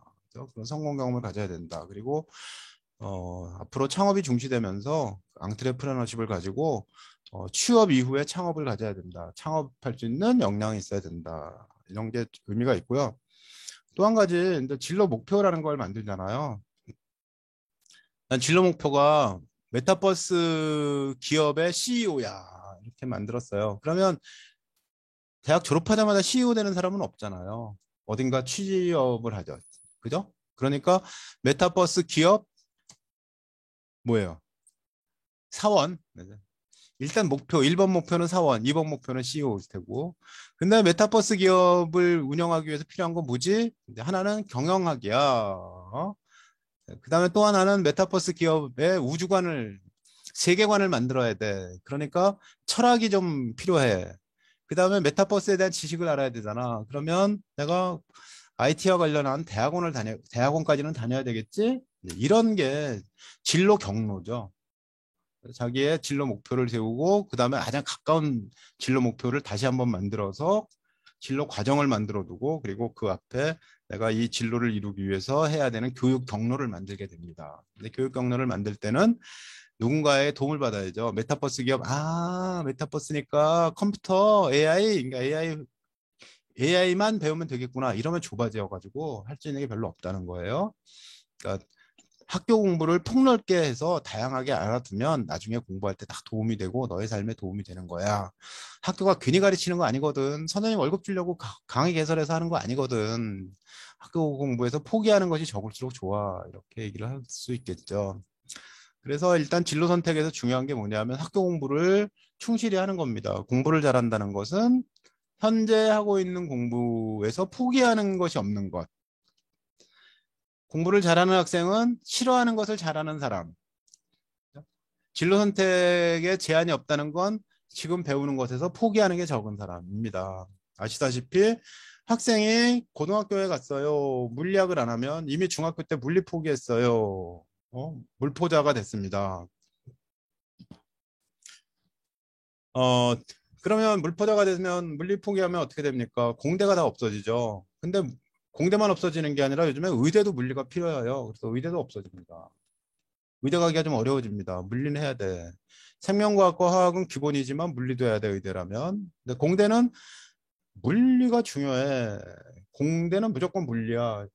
화생공이 있어요. 화학생명과학 공학부가 있습니다. 그럼 화생공 가려면 화학하고 생명과학 하면 되겠지. 천만의 말씀. 물리를 해야 돼. 식품공학과와 식품영양학과가 있어. 차이가 뭐죠? 식품공학과는 물리가 있고 식품영양학과는 물리를 안 해도 돼. 근데 물리만이 아니라 화학도 포기했어요. 그러면 공대도 안 되는 데다가 농생대, 간호대, 의대, 식품 영양 뭐 많이 없어지죠. 그래서 화학도 안 하면 진로가 좁아진다. 게다가 미적분도 안 하면 아까 파이썬을 다루지 못해요. 그리고 경제 수학을 몰라요. 그러면 경제나 경영학과가 어려워지죠. 진로가 점점 좁아집니다. 즉 진로 선택, 학과 선택을 하기 위한 전 단계가 어떤 걸 공부해 놓느냐는 건데 대학에서도 마찬가지로 어, 부모님들한테 이렇게 얘기하죠. 어떤 전공을 설정하고 그리고 그 진로 목표를 세우면 유리할 것 같지만 더 중요한 건 거기에 합당한 공부를 하는 거예요. 아이가 꿈이 컴퓨터공학자예요. 근데 컴퓨터공학자인데 물리학을 안 하면 컴퓨터공학자가 되지 않고 컴퓨터 기사가 될 가능성이 크죠. 컴퓨터를 좋아한다는 물리는 싫어요. 그러면 아니 물리로 하는 컴퓨터를 전자기학으로 움직이는 컴퓨터를 네가 전자기학도 안 하고서 다룰 수가 있겠냐? 말이 안 되지. 이렇게 되지 않습니까? 그래서 우리 아이 진로 선택, 학과 선택이 미래를 바꾼다 해서 오늘 주제에서 중요한 문제는 학과를 선택하는 것이 아니라 어떤 과목을 포기하지 않을 것이다 하는 거죠. 근데 아이가 진로를 아직 확정하지 못했어요. 근데 경영대나 의대를 가고 싶어요. 문과 가면 경영대 가고 이과 가면 의대 갈 거야. 그래? 그러면 수학은 미적분까지는 해두고, 왜냐하면 경제 수학을 하거나 아니면 의대도 미적분이 필요하거든. 음? 그다음에 물리해야 되고 화학도 해야 되고 생명과학도 하면 좋지. 그래서 투까지 했어. 화생 투까지 했어. 그러면 의대는 갈 수 있지. 물리까지 하면 더 유리해지지. 경영대 갈 거야? 그럼 경영해서 네가 CEO가 된다고 생각해봐. 그러면 연구자들이나 아니면 일하는 사람들이 어떻게 적재적소의 능력을 가진 사람을 배치할까를 알려면 적어도 공학을 알아야 되거든. 그러려면 공학을 알려면 고등학교 때 이 정도 공부는 해놔야 돼. 그리고 경제과 가고 경영대 가고 싶으면 경제는 좀 알아야 되겠지? 그리고 역사 철학 이건 뭐 기본 아니냐. 그죠? 그러니까 이렇게 공부를 해놓으면 경영대 갈까 의대 갈까는 나중에 정하면 돼. 원서 낼 때 정하면 돼. 지금 뭐 문이과 통합이라고 하니까 이래가지고 경영대 갈 수도 있고 이래가지고 의대 갈 수도 있고 학교 가면 이렇게 배울 수 있어요. 그죠? 네가 선택해서 이렇게 배울 수 있어. 그리고 고등학교 선택할 때 어떻게 선택해야 되나 하고 말씀하실 때도 역시 이제 이 과목들을 선택할 수 있게 해주는 학교 교육과정. 이제 이걸 보고 아, 이 학교 가면 내가 문과라도 과학도 들을 수가 있고 미적분도 들을 수가 있고 그다음 세계사 철학 이런 것도 철학은 고등학교 과목으로는 윤리와 사상입니다. 윤리와 사상 이런 과목을 들으면 의미가 있겠구나. 그리고 혹시 못 듣는 게 생기면 선택하다 보니까 세계사와 철학 중에 하나를 선택하라고 그래. 그러면 내가 세계사는 책을 읽고 배경 지식을 쌓고 철학은 공부를 해야 되겠다. 이제 이렇게 정해서 하면 됩니다. 그러니까 진로를 정하고 학과를 정하는 것보다 우선은 뭐냐면 어떤 과목을 선택해서 들을까 하는 건데 이 어떤 과목 안에 있는 여기 있는 과목이요. 애들이 진짜 싫어하는 과목이에요. 어떻게 싫어하냐면 수능 보면 이 과목 응시하는 애가 없어요. 없는 건 아닌데 적어요. 대학에서는 이 과목을 이수해가지고 오는 학생들을 좋아해요. 이유가 뭐냐? 기본이 됐다와 도전했다는 거죠. 근데 세계사 우리 학교에서 원하는 학생들은 몇 명 안 되거든. 20명밖에 안 되는 다 매니어야. 그러면 등급 따기 진짜 어렵거든. 평균 이상만 하면 괜찮습니다. 이 학교에서는요. 아주 신기하게도 세계사를 선택하는 학생들 중에 절반쯤은 세계사가 좋아서 혹은 절반도 안 되는 학생, 30% 학생은 세계사가 좋은 학생이지만 또 어떤 학생들은 세계사가 한 번밖에 안 될 테니까 저 과목 선택하면 우리가 같은 반 될 수 있어. 이래가지고 선택하는 학생들도 꽤 있어요. 그러니까 괜히 선택하죠. 그래서 등급을 내보면 공부를 했으면 평균 이상은 좋아하면 맞는다. 그러면 이제 대학이 학생부 종합전형으로 평가할 때, 얘가 이 과목은 1등급이고 이 과목은 2등급인데 세계사는 5등급이네. 왜 이래? 버렸어? 이렇게 보는 게 아니라, 아, 여기 매니어들이 모여 있는데 이 학생이 도전해서 중간 정도 했구나. 열심히 했네. 봐, 이거 한국사는 평균이 60인데 세계사는 평균이 80 아니야. 매니어들만 모여서 평균도 높잖아. 이렇게 평가를 해주는 거죠. 도전했다는 걸 더 큰 가치를 쳐주는 겁니다. 뭐 의대 가려고 하는데 물리 안 하면 불리하죠. 화투생투는 의대 지망생은 다 하니까 물리투를 수강한 학생에 비하면 불리할 수도 있다. 경희대, 연세대학교 등등 몇 대학이 모여가지고 진로 선택 과목에 대한 조사를 했어요. 이게 이제 고등학교 단계에서 진로 선택 과목이라고 하는데 물리투를 수강한 학생에 비하면 불리하냐? 근데 의대 오는데 물리투가 필요하다는 응답이 50%. 절반은 물리투가 필요하다. 할 수 있으면 해라라는 얘기죠. 그래서 결국 우리가 해야 되는 것, 진로 선택, 학과 선택, 우리의 미래를 바꾼다는데 그 미래를 바꾸기 전에 해야 되는 게 뭐냐면 초등학교 4학년 때 과학에 대해서 흥미를 버리지 말고 사회 공부를 열심히 해라. 국영수만 하지 말고. 그리고 그 이후 쭉 끌고 갔어요. 중학교 때 사회과학을 버리지 마세요. 고등학교 때 1학년 때 과목 선택을 할 때 신중하게 선택을 하세요. 나의 미래가 달려 있어요. 어렵다고 포기하면 국문과밖에 안 남아요. 다 포기하면 국문과밖에 안 남아요라고. 어, 국문과 나온 여러분들은 아마 기분이 나쁘시겠지만 저도 국문과 출신이라서 드리는 말씀입니다. 네, 다시 왔습니다. 몇 분이 글을 올려주셨네요. 정신없이 노트를 하고 있어요. 아, 노트 좋습니다. 공부의 기본이에요. 아이에도 노트를 해야 되는데 초등학생 때는 노트 필기를 잘하기가 어려우니까 뭐 슬슬 쓰면 되는데 중학생부터 온라인으로 수업하고 그럴 때 어휘 단어나 아니면 문장으로 받아 써야 되거든요. 그래서 성공하는 사람은 글씨를 빨리 씁니다. 꼭 잘 글씨를 정성스럽게 잘 쓰는 필체와 알아볼 수 있게 빨리 쓰는 필체 두 가지를 가지고 있어야 되는데 되게 글씨를 공부 잘하는 애들은 글씨를 받아 쓰는 정도로 빨리 쓴다. 말도 점점 빨라져요. 그 고등학교 1학년 선생님과 고3 선생님의 말하는 속도는 한 30% 이상 차이가 납니다. 저도 고3 학생들 지도를 많이 해가지고 말이 좀 빠른 편이죠. 더 중요한 건 공책에다가 글씨를 쓰면서 들으면 어디다 썼는지까지가 기억이 돼서 이제 내용 기억 더하기 위치 기억까지 들어가기 때문에 더군다나 손가락의 촉감 뭐 이런 것들 종이의 촉감 이런 것들이 다 동원이 돼가지고 장기 기억으로 넘어가는데 굉장히 도움이 된다고 합니다.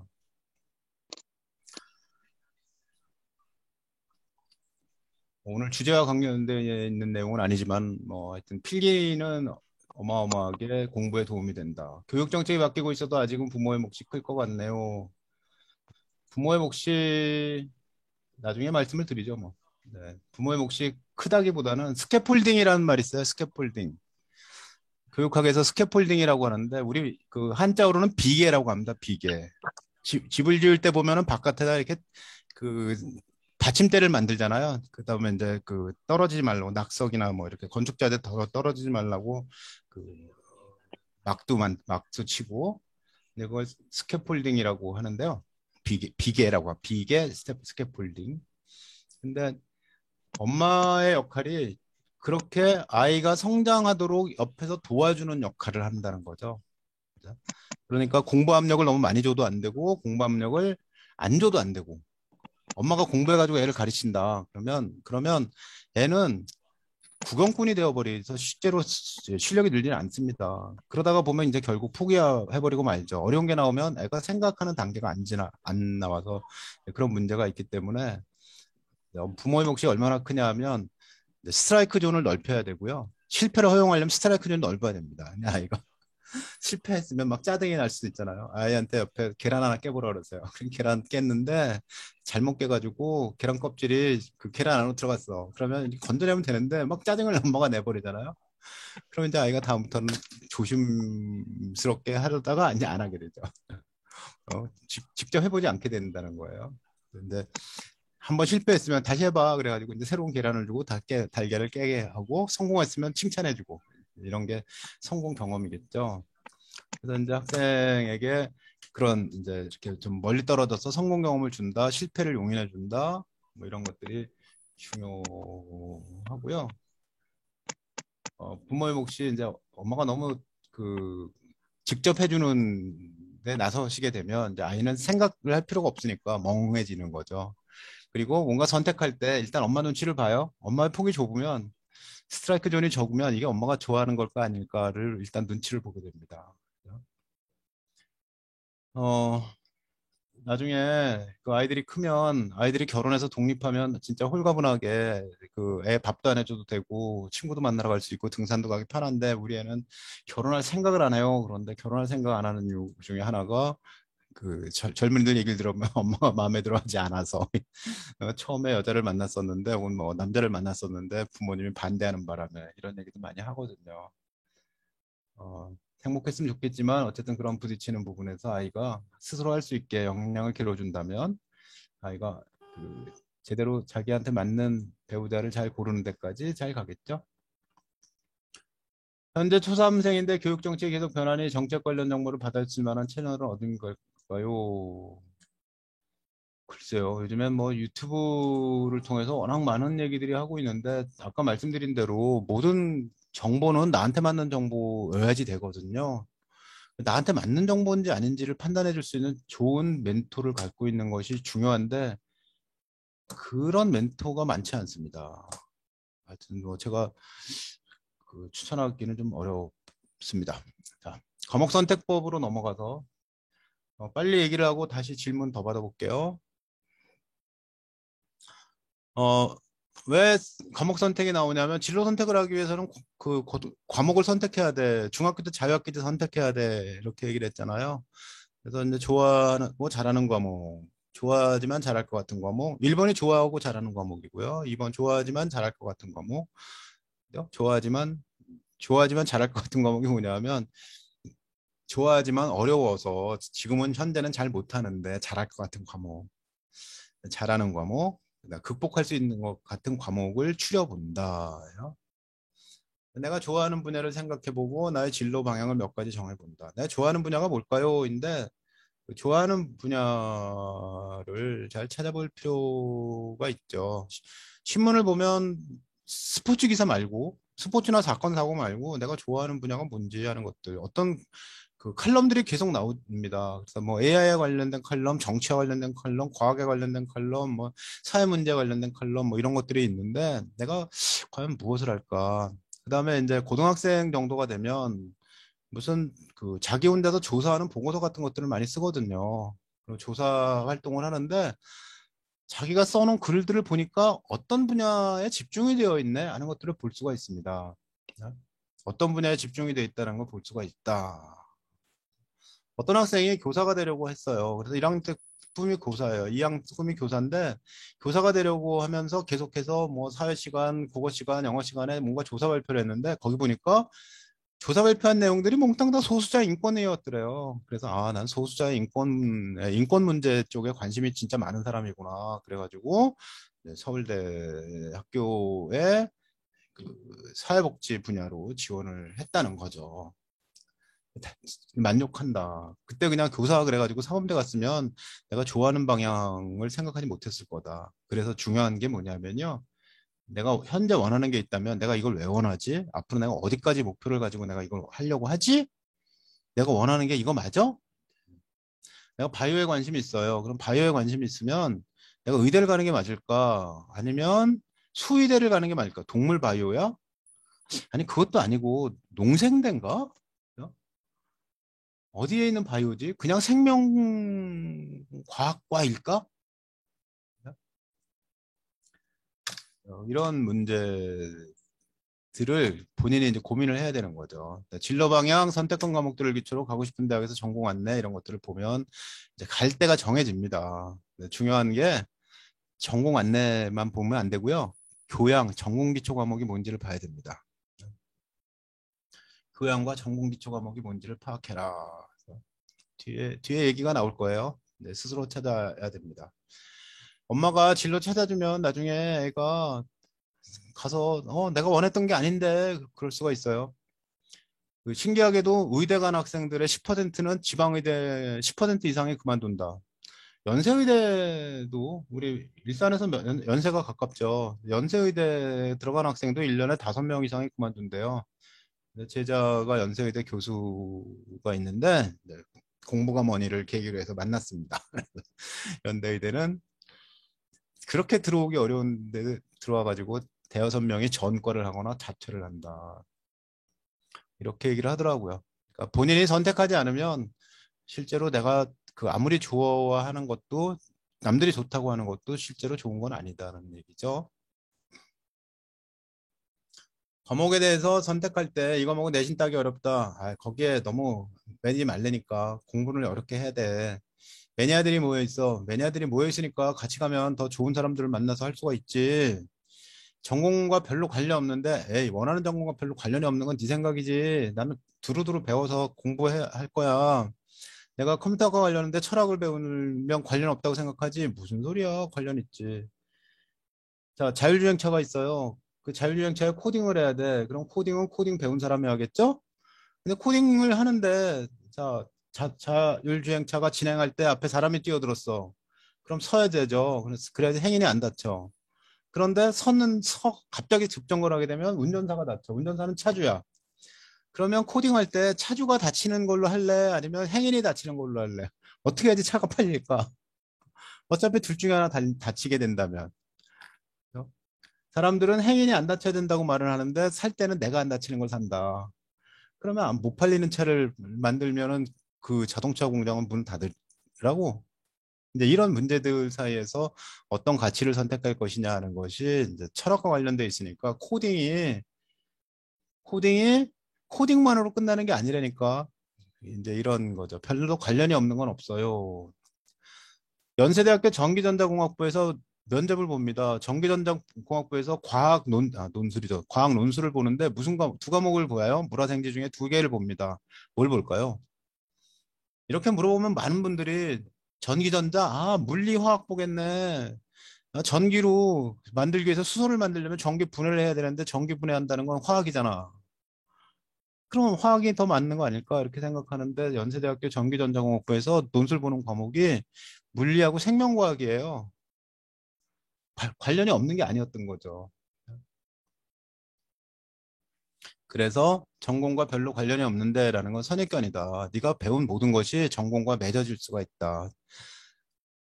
네가 지금 배울 때는 관련이 없지만 앞으로는 생겨. 몇 년 전에는 전기전자공학부에서 생명과학을 논술 볼 거라고 생각도 못했어요. 근데 갑자기 이게 뭐지? 이제 이렇게 되는 거죠. 그다음에 이제 전문 교과를 선택하면 유리해라고 얘기하는 것도 있는데요. 이 말은 고등학교 학부모님은 아실 거예요. 특목고에서 배우는 과목을 일반고에서 배우면 유리하다라고 말하는데 뭐 그렇지 않습니다. 일단 일반고는 두루두루 배우는 게 유리합니다. 이제 그런 말씀입니다. 과목 선택에서 잘못된 생각이라고 마음에 두고 현실적으로 야 내신 나쁘면 대학 가기 어렵지 않냐? 가서 열심히 하면 인정해 준다니까. 그리고 수능 과목은 어차피 그거랑 관계도 별로 없어요. 수능 봐서 간다면. 교과 전형은 어차피 니게 아니야. 그리고 교과 전형으로 대학 가는 건 10%밖에 안 되기 때문에 네가 가는 과가 안 뽑는 교과 대학도 많아. 그러면 종합학 같이 써야 되거든. 근데 종합은 어려운 과목을 들은 학생을 먼저 쳐줘, 성적보다. 이렇게 얘기를 하죠.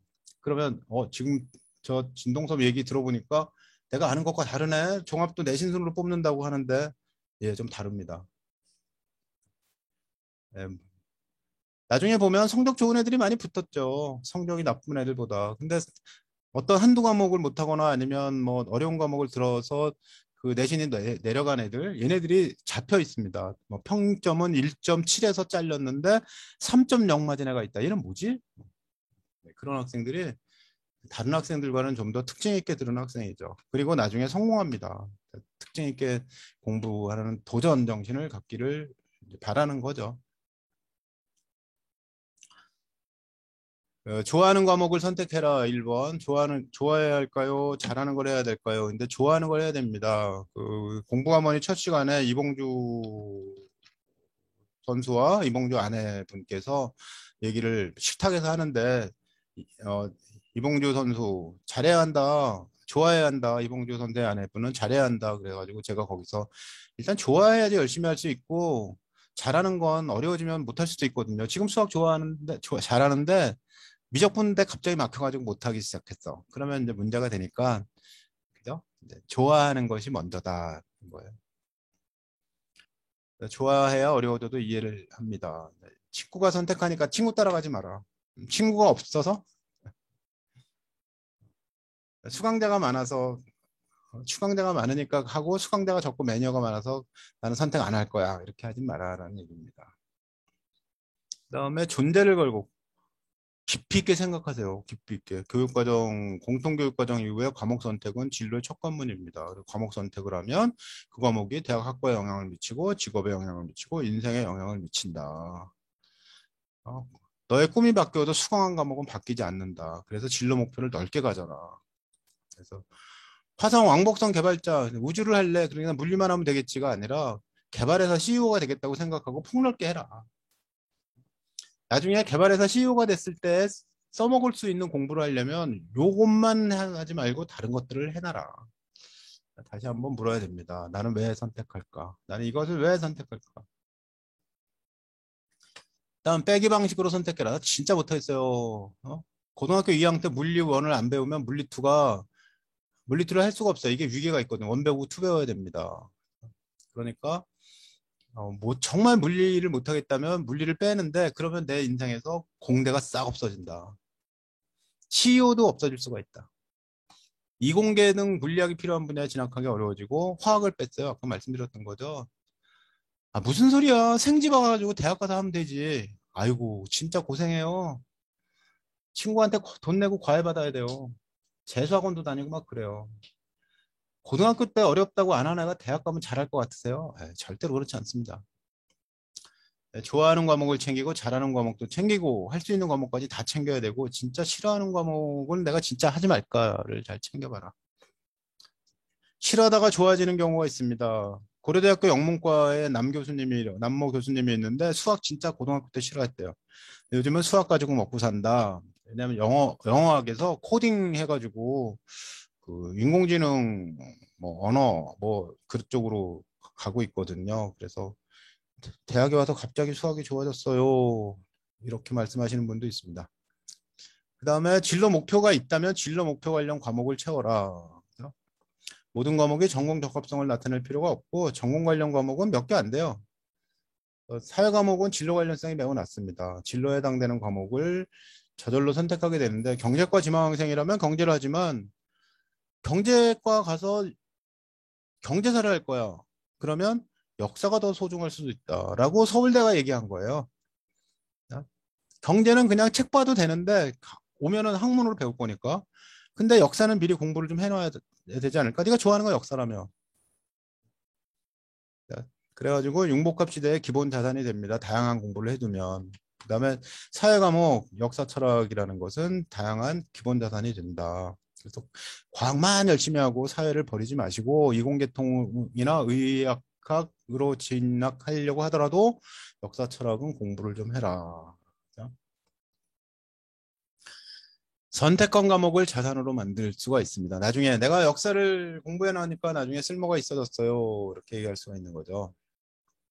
그다음에 계열별로 필요한 진로 선택 과목, 경희대, 연대 아까 말씀드렸던 그건데요. 필요성이 50% 이상인 과목이 있는데 여기 보면 의학 계열에 물리투가 있는 게 독특하죠. 공학에서는 지구과학투가 있다. 이게 50%고 70% 이상인 과목이 있습니다. 의학 계열 가려면 화투생투, 그다음에 공학 계열 가려면 물화생, 물화생이 필요하다. 지구과학을 하려고 한다. 그러면 지구과학을 하려고 하는데 물화생이 더 필요해. 이런 얘기까지 하니까 물화생이 있는 거 많죠. 자연계열 가려면 물화생. 그다음에 사회계열로 가려고 해요. 그러면 뭐 이런 것. 인문사회계열은 특히 뭐가 없어요. 그냥 국영수 잘하면 돼. 얘기하죠. 서울대학교가 지금 현재 1학년이 대학 갈 때부터 고교대학 교육과정 연계를 해서 핵심 권장 과목과 권장 과목을 뒀습니다. 그래서 내가 경제학부 갈래요? 미적분. 어머나. 이과인데 어떡하지? 농경제학부 갈래요? 미적분. 이거 말고 나머지는 다 수학과학이에요. 문과 하나도 없어요. 그죠? 문과가 없습니다. 다 이공계통입니다. 이공계통은 정해져 있어요. 물화생지와 미적분을 하면 됩니다. 근데 나 이과인데 물리 안 했어. 그러면 물리학이 없는 데로 가게 되니까 물리학 없는데 응용생물화학부. 물리가 없구나. 농생대예요. 식품동물생명과학부 이렇게 이제 물리가 없는 데는 생명 농생대거나 아니면 생활과학대 이제 그런 쪽이 많이 있습니다. 그래서 다시 말씀드리면 과목을 선택할 때 과학을부터 내가 물리를 뺄까 그다음에 화학을 뺄까 거기서부터 결정 미적분을 뺄까 이렇게 아이가 가면 갈수록 문과대나 사회과학대를 가도 그게 필요해져요. 수학과학에 대한 지식이 필요한 시대가 돼버렸어요. 이걸 문이과 통합 시대라고 하거든요. 오해하시는 게 뭐냐면 문이과 통합이라는 말이 오해하시는 게 문이과 통합이라는 말이 있는데 문이과 통합이라는 말은 문과 학생들 공부를 그러니까 쉬운 수학과 사회를 공부해서 이공계통의 공부를 할 수 있게 해준다가 아니라 거꾸로예요. 사회과학대나 문과대, 어문계열을 갈 때도 필요하다면 수학과 공부를 해야 된다. 근데 이제 거기다가 학습부당 경감이라는 말이 하나 더 들어옵니다.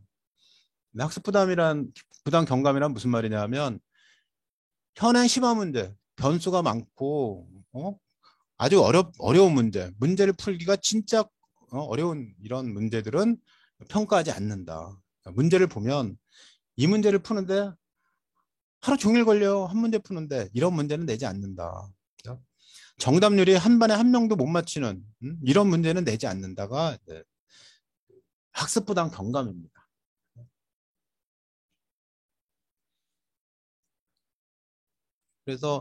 그래서 그러다 보니까 경제과를 가려면 경제 수학을 해야 되니까 고등학교 다닐 때 미적분을 해야 돼. 근데 미적분은 등급이 나오거든. 근데 초등학교 학생들은 고교학점자가 되면은 절대평가가 되니까 중학교랑 똑같아지거든요. 그래서 등급이 없어집니다. 이미 예고가 됐어요. 지금 현재 그 중학교 1학년까지는 미적분을 배우면 등급이 나와요. 그러면 등급 나오는데 의대 가는 애, 공대 가는 애하고 같이 배우면 등급이 떨어질 텐데 어떡하지? 열심히 해야죠. 경제 수학하고 공업 수학 중에 어떤 게 더 어려울까요?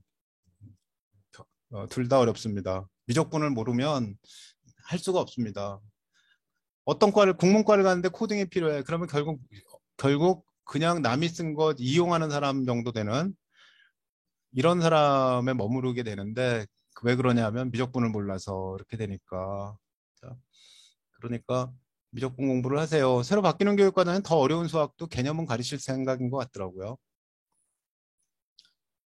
다음 대학별 수학 논술 과목이 있어요. 그러니까 대학 보니까 이게 많이 보는 데 있죠. 수완수투 확통 미적을 보는데 연대, 수완수투 확통 미적, 경희대, 고대, 당국대 어쩌고 어쩌고. 서울대는 왜 없냐? 논술고사 안 봐요. 고려대학교 본교는 왜 없냐? 논술고사를 안 봐요. 논술 전형이라는 게 없어요. 그러니까 없는데 우리가 논술 보는 대학 중에서 성적이 제일 센 데가 연세대학교입니다. 근데 거기 보면 어려운 수학이 다 포함이 돼 있다라는 거죠. 아까 말씀드렸듯이 과학 논술 보는데 연세대 전기전자공학부에서 과학이 물리학과 생명과학이네. 이게 왜 그러지? 화학하고 지구과학을 안 보고 이렇게 되어 있습니다. 그러니까 어떤 과목을 선택해야 될지 하는 것들에 대한 정보를 이제 다양하게 얻어야 된다는 거죠. 다음 계열적 합성에 너무 모이지 마라. 공대 가면 미적분과 수학, 물리를 하면 되는데 뭐 공학 일반 해야 돼요. 인공지능 기초 해야 돼요. 이런 과목들이 있어요. 유리하다로 접근할 게 아니라 무엇을 공부해야 될까를 접근하고요. 무엇을 공부해야 될까를 통해서 자기가 가려는 데를 찾아내는 게 더 맞습니다. 그 다음에 도전. 위계가 높은 과목에 도전하라. 이 위계가 높은 과목 아까 말씀드렸듯이 물투, 화투, 그 다음에 미적분, 그 다음에 세계사 이런 과목들. 수능 응시생이 적은 과목이 위계가 높은 과목이에요. 물론 사회 과목은 원래 위계가 없지만 네, 어려운 과목이죠. 어, 퀴즈 세계사와 한국사 중에서 공부량이 많은 것은 어떤 걸까요? 어떤 걸까요? 세계사와 한국사 중에 학습량이 많은 건? 예, 답이 두 분이 올라왔는데, 네, 세계사일 것 같죠? 한국사는요, 6학점짜리야, 6단위. 한국사 6단위. 세계사는 기준이 5단위인데 4단위예요. 그러니까 시시콜콜 한국사, 설렁설렁 세계사. 그래서 학습량 자체로 보면 한국사가 굉장히 더 많아요. 얼마나 많냐면 거의 50% 가까이 많습니다. 근데 왜 세계사가 어렵냐? 모르는 사람 모르는 지명, 뭐 아주 옛날 얘기 이런 거 나오니까 외울 게 많다고 생각해서 어렵다고 하는 거죠. 네, 그러나 실제로 고등학교에서 가르치는 세계사는 진짜 설렁설렁합니다. 세계사 교과서 한번 보세요. 진짜 뭐 볼 것도 없어요. 그냥 쭈쭈쭉 어? 하룻밤에 하룻밤에 보는 세계사 뭐 그런 정도에 해당됩니다. 학습 활동은 되게 어려워요. 그다음에 보고서 쓰는 과목이라는 게 있는데 고등학교 때 보고서 쓰는 과목이 이거 5개예요. 이거밖에 없어요. 보고서 쓰는 과목도 학생하고 생활기록부에는 기재를 못 하는데 이 보고서 쓰는 과목에 너무 매이지 마라. 보고서 쓰는 과목을 반드시 선택하면 대학 가는데 유리해 이런 거 아니다. 라는 얘기고요. 전문교과 과목이 있는데 이제 학생들이 뭐 이렇게 고급 물리, 고급자가 붙어 있는 과목 이런 과목 들으면 유리하지 않을까. 심화 영어를 하면 유리하지 않을까. 그런데 이건 과학고용이고 이건 외고용이고 이건 국제고용이거든. 일반고에서는 그냥 그래. 근데 과학고나 외고 다니면 당연히 배우게 되는 겁니다. 그럼 이제 이렇게 물으시죠. 우리 애가 일반고인데요. 과학고에서 안 배우는 거, 안 배우는, 과학고만 배울 걸 일반고는 안 배우니까 불리하죠. 그게 아니고요. 과학고 애들은 영어 공부를 제대로 안 하고요. 국어도 안 하고요. 사회도 안 하고요. 그래가지고 과학고가 대학에 와서 배우는 수학과학을 너무 많이 해가지고 대학 오면 어차피 다시 배울 건데 그런데 그거 많이 해가지고 뭐 대학 오면 배울 거니까 대학 가서는 학점이 전공 쪽은 좋을지 몰라도 애들이 영어 때문에 영어 강의를 못 들어요. 동아일보에 두 번이 났습니다. 뭐가 두 번이 났냐면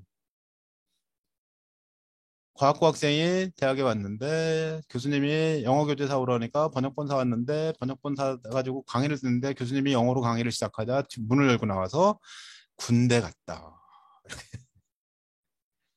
그러니까 실제로 전문교과 과목을 들으려면 현행 심화를 반드시 해야 됩니다. 현행 지금 배우는 걸 깊이 있게 알아야 돼요. 예를 들면 고급 수학을 하려면 미적분을 잘해야 됩니다. 그럼 미적분 문제를 확실하게 알고 더 공부하고 싶어서 고급 수학 했다 이런 말이 되는데 지금 나오는 것도 잘 모르면서 미적분 뭐 수능의 미적분 문제 중에 제일 어려운 문제 풀 수 있어? 못 풀지. 그럼 수능은 짧은 시간 생각해야 되는 문제니까 그거 말고 뭐 1시간 이상 생각해야 되는 뭐 수학 문제집에 나오는 심화학습 문제, 심화 문제, 실전 문제 이런 문제 풀 수 있어? 모르지. 근데 뭐 고급 수학을 뭐하러 배우니? 지금 있는 거나 심화해야지. 그죠? 네, 이렇게 얘기를 이해하시면 되겠습니다. 외국 학생들은 수학을 깊이 있게 안 배웁니다. 그래서 경영, 경제 등 사회과학부 가는데 어려움을 겪을 수가 있다. 그래서 외고 다니고 있어요. 수학 공부 열심히 하려니까. 그다음에 마지막으로 마지막 맞나요? 좀 더 있죠. 유불리를 따지지 말자. 유리한 거보다는 내가 이 과목을 진짜 잘 배울 수 있는지 그리고 수능 봐야 되는 학생들은 수능 과목은 배워야 되겠죠. 그다음 도전해야 됩니다. 수능 과목을 제한 나머지는 도전해라. 내가 세계사는 안 배우지만 뭐 수능은 사회문화하고 한국지를 뵐 거야. 그럼 사회문화 한국지는 선택해야 되죠. 나머지 사회가 세 과목 더 있는데 그때 어려운 과목 도전해.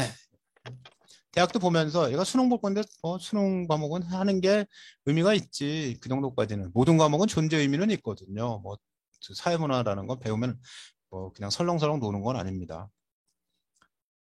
수학 2를 잘 이수했는데 수2가 이제 미분과 적분의 기본이 들어있습니다. 문과 미적분이 들어있는 거죠. 옛날로 치면. 수2를 잘 이수한 학생인데 미적분을 선택하지 않은 학생과 미적분을 했는데 좀 못한 학생이 있어요. 이 학생이 학생부 종합전형으로 지원했습니다. 누가 더 유리할까요? 했는데 못한 학생이 유리합니다. 왜냐하면 대학에 와서 좀 더 가르치면 되거든요. 아예 안 배운 애는 대학에 와서 처음부터 다시 가르쳐야 돼요. 그러니까 도전해라. 이렇게 말씀드리면 진짜예요. 전적으로 저를 믿으셔야 합니다. 그다음에 정보를 확인해야 됩니다. 그죠? 네, 일단 학교에서 선택 과목 지도하는데 관심을 가지시고 그리고 특히 고교학점자가 되면 무지무지하게 많은 것 중에 선택하게 하라고 그럴 때도 엄마가 더 골치 아플 거예요. 제 어머니는 저한테 게임하지 말라는 얘기는 안 했거든요. 왜냐하면 우리 시대에는 게임이 없었으니까. 무협지 때문에 문제였고 뭐 그러긴 하지만 게임이라는 건 없어서 뭐 게임 하지 말라는 얘기는 안 했는데 근데 이제 게임이 생기니까 저도 우리 애 키우면서 아 쟤는 맨날 게임만 하네 해서 어떡하지 이제 고민이 됐었습니다만 그죠? 그러니까 우리가 애들이 나 보컬 트레이닝 배울래 네일 아트 할래 반려견 미용할래 바리스타 배울래 뭐 그러면서 배우는 게 쉬운 거 재미 위주로 돌면 어떡하지 하는 것이 이제 관심 선택에 큰 문제가 될 거예요. 그래서 그럴 때 일단 기본적으로 앞에 말씀드린 어려운 과목, 그다음에 기본적으로 배워야 될 과목, 대학 공부에 필요한 과목은 먼저 해두고 나머지 또 다양하게 배우는 의미가 있죠. 대학 입시에 관련된 정보는 어디가에 들어가 있습니다. 어디가 검색해 보면 거기에 다양한 정보를 얻을 수가 있어요. 고등학생 학부모님이라면 들어가 보셨을 거고 초등학교, 중학교 학부모님도 어디가에서 많은 정보를 얻으실 수가 있으니 꼭 들어가 보세요. 그다음에 저한테 질문하실 게 오늘 끝났는데 물어볼 데가 없네. 그러면 어디가 들어가 보면 대입 상담을 해줘요. 온라인 상담, 전화 상담도 해주고 거기다가 우리 애가 지금 초등학생인데 대학 갈 때 어떻게 가는지 궁금해서 전화했어요. 그럼 알려줘요. 그다음에 정보 중에 하나가 대학 모집단위의 기초 과목을 확인해라라는 얘기 아까 앞에서 말씀드렸는데 어떤 학생이 건축 사회환경공학부 가가지고 환경을 하고 싶어요. 환경하고 싶은 학생들이 생각보다 많습니다. 왜냐하면 환경에는 역학이 안 들어가요. 물리가 없죠. 물리가. 그래가지고 환경을 하고 싶어요. 근데 설명 보니까 상하수도, 폐수처리, 대기오염, 환경영향평가 기법 등 각종 환경 개선 사업을 취급하는 학문인 사회환경공학을 한다라고 여기서 해설을 해놓은 거예요. 거기까지 하고 갔어요. 가면 큰 문제가 생겨요. 왜 문제가 생기냐면 미적분학, 일반 물리, 일반 화학, 공업 역학, 물리학 중에서 정역학, 동역학, 어이 큰일이네 이거. 그리고 공업 수학 가다가 이제 건설 종합 설계까지 가고 있는 거 이게 필수예요. 그러니 환경하는 줄 알고 생명과학하고 화학 좀 한 학생이 여기 가면은 좋은 학점을 맞는다? 천만의 말씀이죠. 그러니까 여기까지는 찾아봐야 되는데 누가 찾냐? 본인이 찾아야죠. 학생이. 그러니까 자기가 가고 싶은 데가 정해졌으면 그 가고 싶은 데서 진짜 내가 배울 수 있는 걸 배우는지 배우고 싶은 걸 배우는지를 확인해야 된다. 어떤 학생이 극작가가 되고 싶어 하는데요. 근데 공부를 열심히 해서 연대공과 가서 극작가가 돼야지 라고 생각을 해서 제가 그랬죠. 아니야, 그거 아니다. 연대공과는 시공론이 없어요. 극작가 안 돼. 나 독학해야 돼. 되고 싶은 게 그거라면 그거 하는 대로 가. 네, 마무리하겠습니다.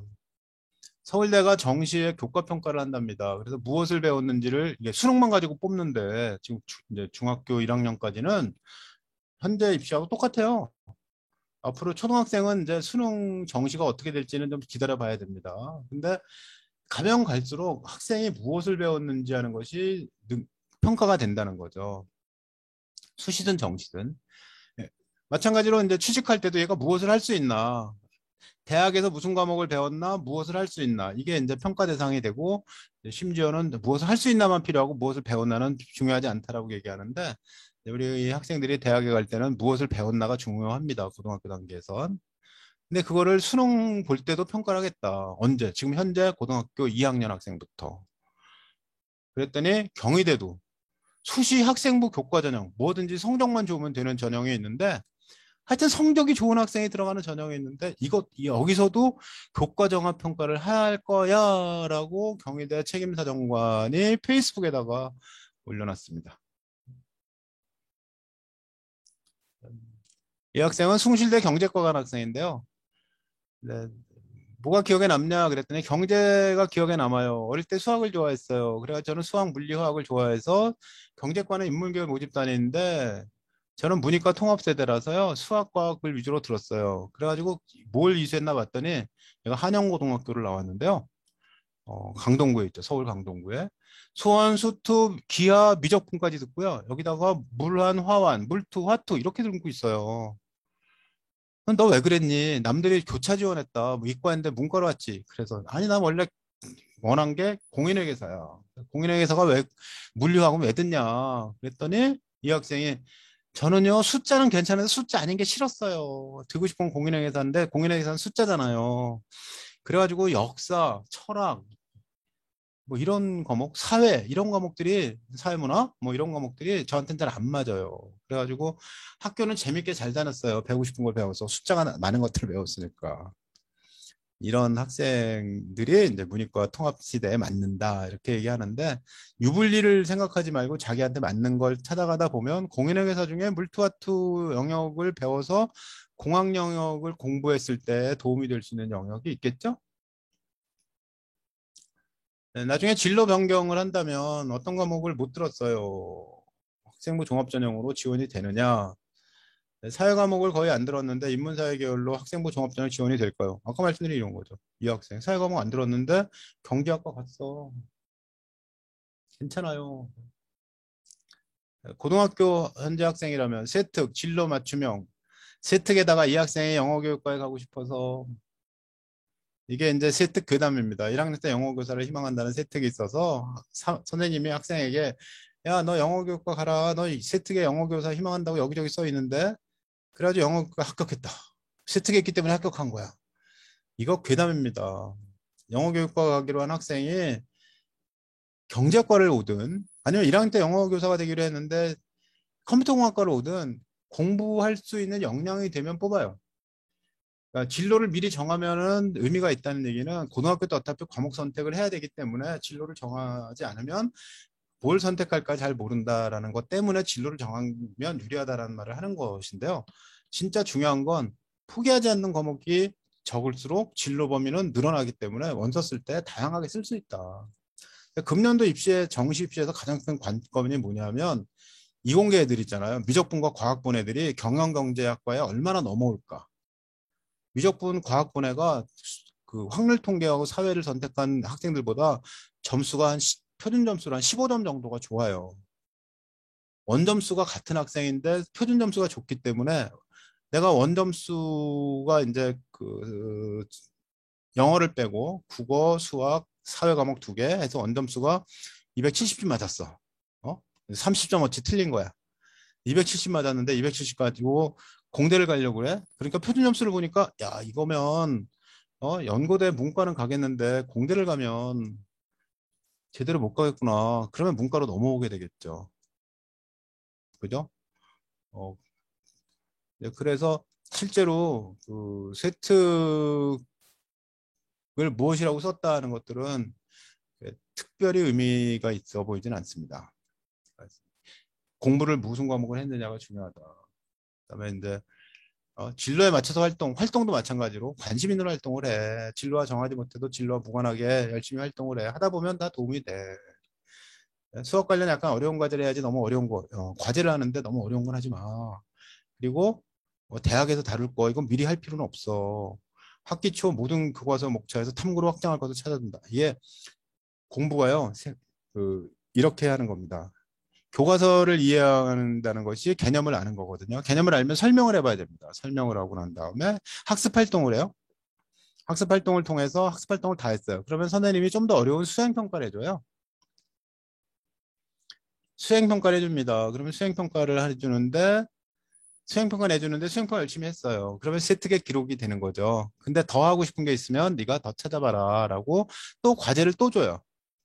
그러면 이제 그 과제를 내가 어떤 때 과제를 더 어려운 과제를 해가지고 선생님께 이렇게 발표할 기회를 얻어가지고 그 생활기록부에 기록을 남길까 이제 이런 생각을 할 거거든요. 그럼 학기 초에 모든 교과서 목차를 보고 국어나 영어는 목차를 본다고 무엇을 할지 알 수는 없어요.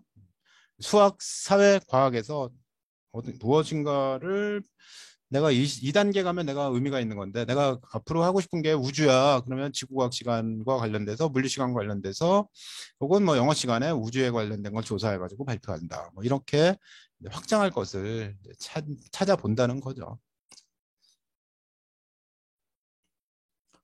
자, 서울대학교가 이런 학생, 공부를 열심히 하는 학생, 적극적이고 진취적인 태도, 적극적인 태도, 어려운 것이 있어도 한계를 뛰어넘으려고 하는 그런 의지가 있어야 된다. 글로벌 리더로 성장할 수 있는 자질.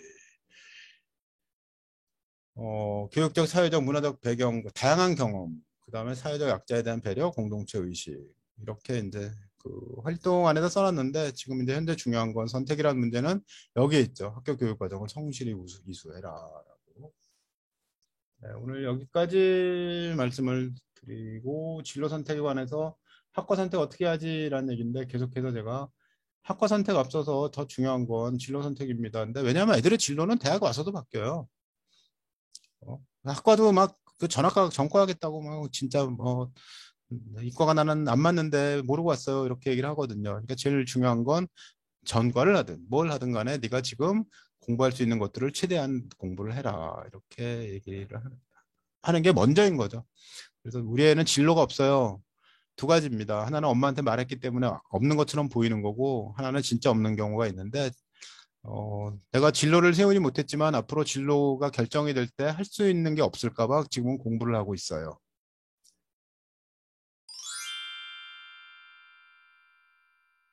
이과생이 인공지능, 수학, 미적, 확통 두 가지를 선택한다면 무엇을 하는 것이 좋을까요? 두 가지? 미적 확통해야죠. 근데 학생이 미적 확통을 해야지 되는데, 그런데 이제 학생의 능력이 미적을 할 능력이 안 된다. 그러면 인공지능 수학과 확통을 하겠죠? 근데 미적을 해야 되는 능력이 있고 하는 게 훨씬 더 유리합니다. 미적과 확통을 해야지 확통해서 데이터를 하거든요. 근데 인공지능 수학 안에서는 이제 미적, 확통, 그다음에 이제 벡터에 있는 공간 벡터에 있는 조금 행렬에 있는 거 조금 이렇게 섞어가지고 인공지능을 하는데 필요한 기본을 고양 수준보다 조금 더 높은 이런 정도를 가르치는 것이니까 셋 다 하면은 당연히 포함되겠지만 둘만 했다 그러면 아마 그 좋은 대학의 컴퓨터 인공지능과에서는 미적과 확통을 공부하는 게 맞다고 할 것입니다. 약대 가고 싶어하는 고위 학생이 물리학을 현재 듣지 않았다면 그렇진 않아요. 약대에서 물리를 기본적으로 하는 것이 뭐냐면 물리가 필요하다는 얘기를 하는 때는 이제 약학 실험이나 이런 걸 할 때 반응 속도나 반응 시간을 계산할 때 그 물리와 미적이 필요하다는 얘기죠. 그래서 물리와 미적이 필요한 부분이 있으니까 좀 해야 됩니다. 그렇게 얘기하는데 약대생 중에 물리를 들은 학생이 소수죠. 문제는. 자, 일반고를 갔습니다. 그러면 일반고를 가면 물화생지 중에 원세개를 한다 그러면 물리를 하는 애들이 좀 있죠. 그다음에 투는 두 개만 하는 경우가 많은데 그러면 약대나 의대 가는 애들은 화투생투를 하게 되죠. 근데 세 개를 할 수 있으면 물투화투생투거나 물투화투 지투를 하겠죠. 그래가지고 물리학을 안 하는 애들이 상당히 많으니까 그러니까 대학에서 수시로 뽑을 때 정시를 수능 봐서 가는 거니까 의미가 없고요. 수시로 뽑을 때 종합전형에서 약대에서 물리학을 한 학생이 유리하기는 하겠지만 일단 화생을 잘해놓으면 현재는 괜찮고요. 이게 초등학생쯤 가면은 아마 해야 될 겁니다. 시간이 지나면 지날수록 이제 약학을 가는 학생들이 물리라는 게 더 물리를 해주면 유리해. 뭐 의대도 마찬가지고 화생만 하면 될 줄 알았는데 의대에서 물리하면 유리해라는 얘기가 나온 지가 얼마 안 됐습니다. 한 2년 됐거든요. 네, 그러니까 약대도 마찬가지로 앞으로 어린애들일수록 그리고 시간이 가면 갈수록 누구에게나 물리와 화학과 미적분은 고등학교 단계에서 필요한 게 된다. 왜냐하면 문이과 통합교육과정이라는 게 그거거든요. 그다음에 문과형 학생이 경제수학, 실용수학, 수학까지 탐구 중 무엇을 선택할지 고민이 많다. 근데 어떤 기준으로 문과형 학생들이 이거 학교랑 상의하셔야 돼요. 이 문제는. 그 수학과제 탐구 시간에 무엇을 하느냐인데, 자, 문과형 학생이 수학과제 탐구를 하는데, 이제 수학 시간에 수학과제 탐구를 하는 것이 이제 수능 보는데 도움이 되는 거냐, 아니면, 어, 다른 학생부 종합전형으로 가는데 도움이 되는 거냐인데, 문과형 학생 중에서 학생부 종합전형으로 갈 때, 근데 사회과학대를 가는 애가, 어, 가 필요한 수학은 일단 제일 유리한 건 미적분을 하는 게 유리하죠. 미적분을 할 수 있는 학교가 있고 할 수 없는 학교도 있을 텐데 그럼 확통과 경제 수학을 하는 게 유리할까 아니면 수학까지 탐구하는 게 유리할까는 그 학교가 무엇을 가르치느냐에 따라 달려 있습니다. 실용 수학은 전혀 아닙니다. 왜냐하면 실용 수학은 특성화 고등학교용이라고 원래 설계되어 있는 거기 때문에 그렇지는 않습니다. 그다음에 말씀하신 대로 생각하지 못했던 시대에 직업이 더 많이 생겨날 텐데 아직 입학도 안 한 학생들에게 졸업 후 평생 진로까지 묻는 고입, 대입, 자소서 항목의 의미가 있을까? 자소서는 이제 없어집니다. 그 다음에 그 평생 진로까지 묻는 경우 별로 없어요. 왜냐하면 어 이제 과학고를 오게 되면 과학고나 아니면 그 고등학교 갈 때 학업 계획서를 내는데 그 학업 계획서 안에 그 대학에서 뭐 배우고 뭐 이런 얘기를 하잖아요. 근데 그쪽은 원래 정해져 있는 애들이니까 그렇죠. 근데 대학에서 자기소개서 낼 때 3번은 앞으로 우리 대학에 오기 위해서 우리 과에 오기 위해서 뭘 했니? 이렇게 물어보는 이유가 뭐냐면요. 어떤 학생이 고대 건설환경 건축환경공학부에 왔는데 환경을 하겠다고 오는 거예요. 근데 면접을 안 하면 애가 그런 줄 알고 왔다 그냥 가버리고 나중에 학교를 못 다니게 되니까 사전에 얘가 그 우리 학교에 우리 과를 잘 알고 오는 애인지 아니면 그냥 오는 애인지를 알고 싶은 것뿐이에요. 그러니까 대학 와서 뭘 할 것인가를 묻는 건데 옛날에는 대학 나와가지고 뭐 유학을 가서 나중에 뭐 훌륭한 사람이 돼가지고 장학금을 많이 내고 학교 발전기금을 내겠어요 이렇게 쓰면 유리하다 그랬는데 지금 그거 쓸 칸이 없어요. 그리고 없어집니다. 자기소개서는 현재 고등학교 2학년까지만 내고 없어집니다. 아직 중학생인데 공대 쪽으로 가려면 고등학교에서 어떤 과목을 앞에 말씀드렸던 대로 공대를 가려면 중학생 미적분과 물리화학은 버리면 안 됩니다. 아이가 컴공이나 통계 쪽으로 진학하고 싶은데 물화생 중 무엇을 선택하는 건지 다 하면 좋죠. 그다음에 컴공과 통계에서는 일단 미적분과 확률과 통계 두 개를 같이 해야 됩니다. 지금 현재 수능에서는 미적분, 확률, 통계 기하 중에 하나를 선택해서 보라고 그렇거든요. 시험에서. 그러니까 학생이 시험에서 선택해서 보려고 하는데 학생부 종합전형에서는 컴공이나 통계 쪽에서는 미적과 확통 둘 다 필요하다. 둘 다 배우고 와라라고 얘기하고요. 물화생지 중에 물화를 미리 배워놓는 게 좋은 이유는 뭐냐면 생명과학과 지구과학은 대학 와서도 배우는데 어렵지가 않은데 물리화학에서 원투를 고등학교 때 안 배워놓으면 대학 와서 배우는데 머리가 늙어가지고 못 배운대요. 그때 안 배워놓으면. 그러니까 이게 그 프로골프 골퍼가 되는 사람들은 다 어릴 때 배우죠. 20대 때.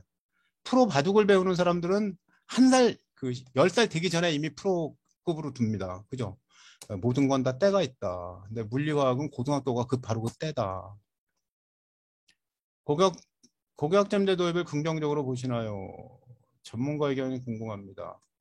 고교학점제는 학부모 입장에서는 선택권이 많이 주어져서 자기가 할 수 있는 걸 배우고 학생학부모 입장에서는 그러니까 의미가 있죠. 원하는 걸 배우니까. 그런데 뭐 깔아주기를 바란다는 건 깔아주기를 바라는 입시가 없어질 테니까 그건 뭐 의미가 없어질 거고요. 학교가 어려워요. 왜냐하면 내가 배우고 싶은 게 학교에 없는 거예요. 그리고 다과목 선생님이 늘어난다는데 지금은 사회문화 전교생 다 들어. 그럼 끝인데 선택하게 해주면 사회문화가 1학기 때는 3반 나왔는데 2학기 때는 한 반밖에 안 나왔어요. 그러면 1학기 때 3반 나오면 선생님이 4, 32, 12시간 수업한 다음에 다른 과목 하나 더 해야 되는데 뭐 하지? 근데 2학기 때는 1시간이야. 그럼 진짜 뭐 하지? 내가 다른 데 가서 듣겠다고 그래. 그러면 차비를 줘, 점심을 먹여서 보내야 돼. 뭐 이런 여러 가지 문제가 있죠. 학교가 어려워요. 그래서 고교학점제는 아까 말씀드린 대로 토드 로즈의 평균의 종말이라는 것에 수긍하신다면 고교학점제는 거기에 맞춘 정책이라고 보시면 됩니다.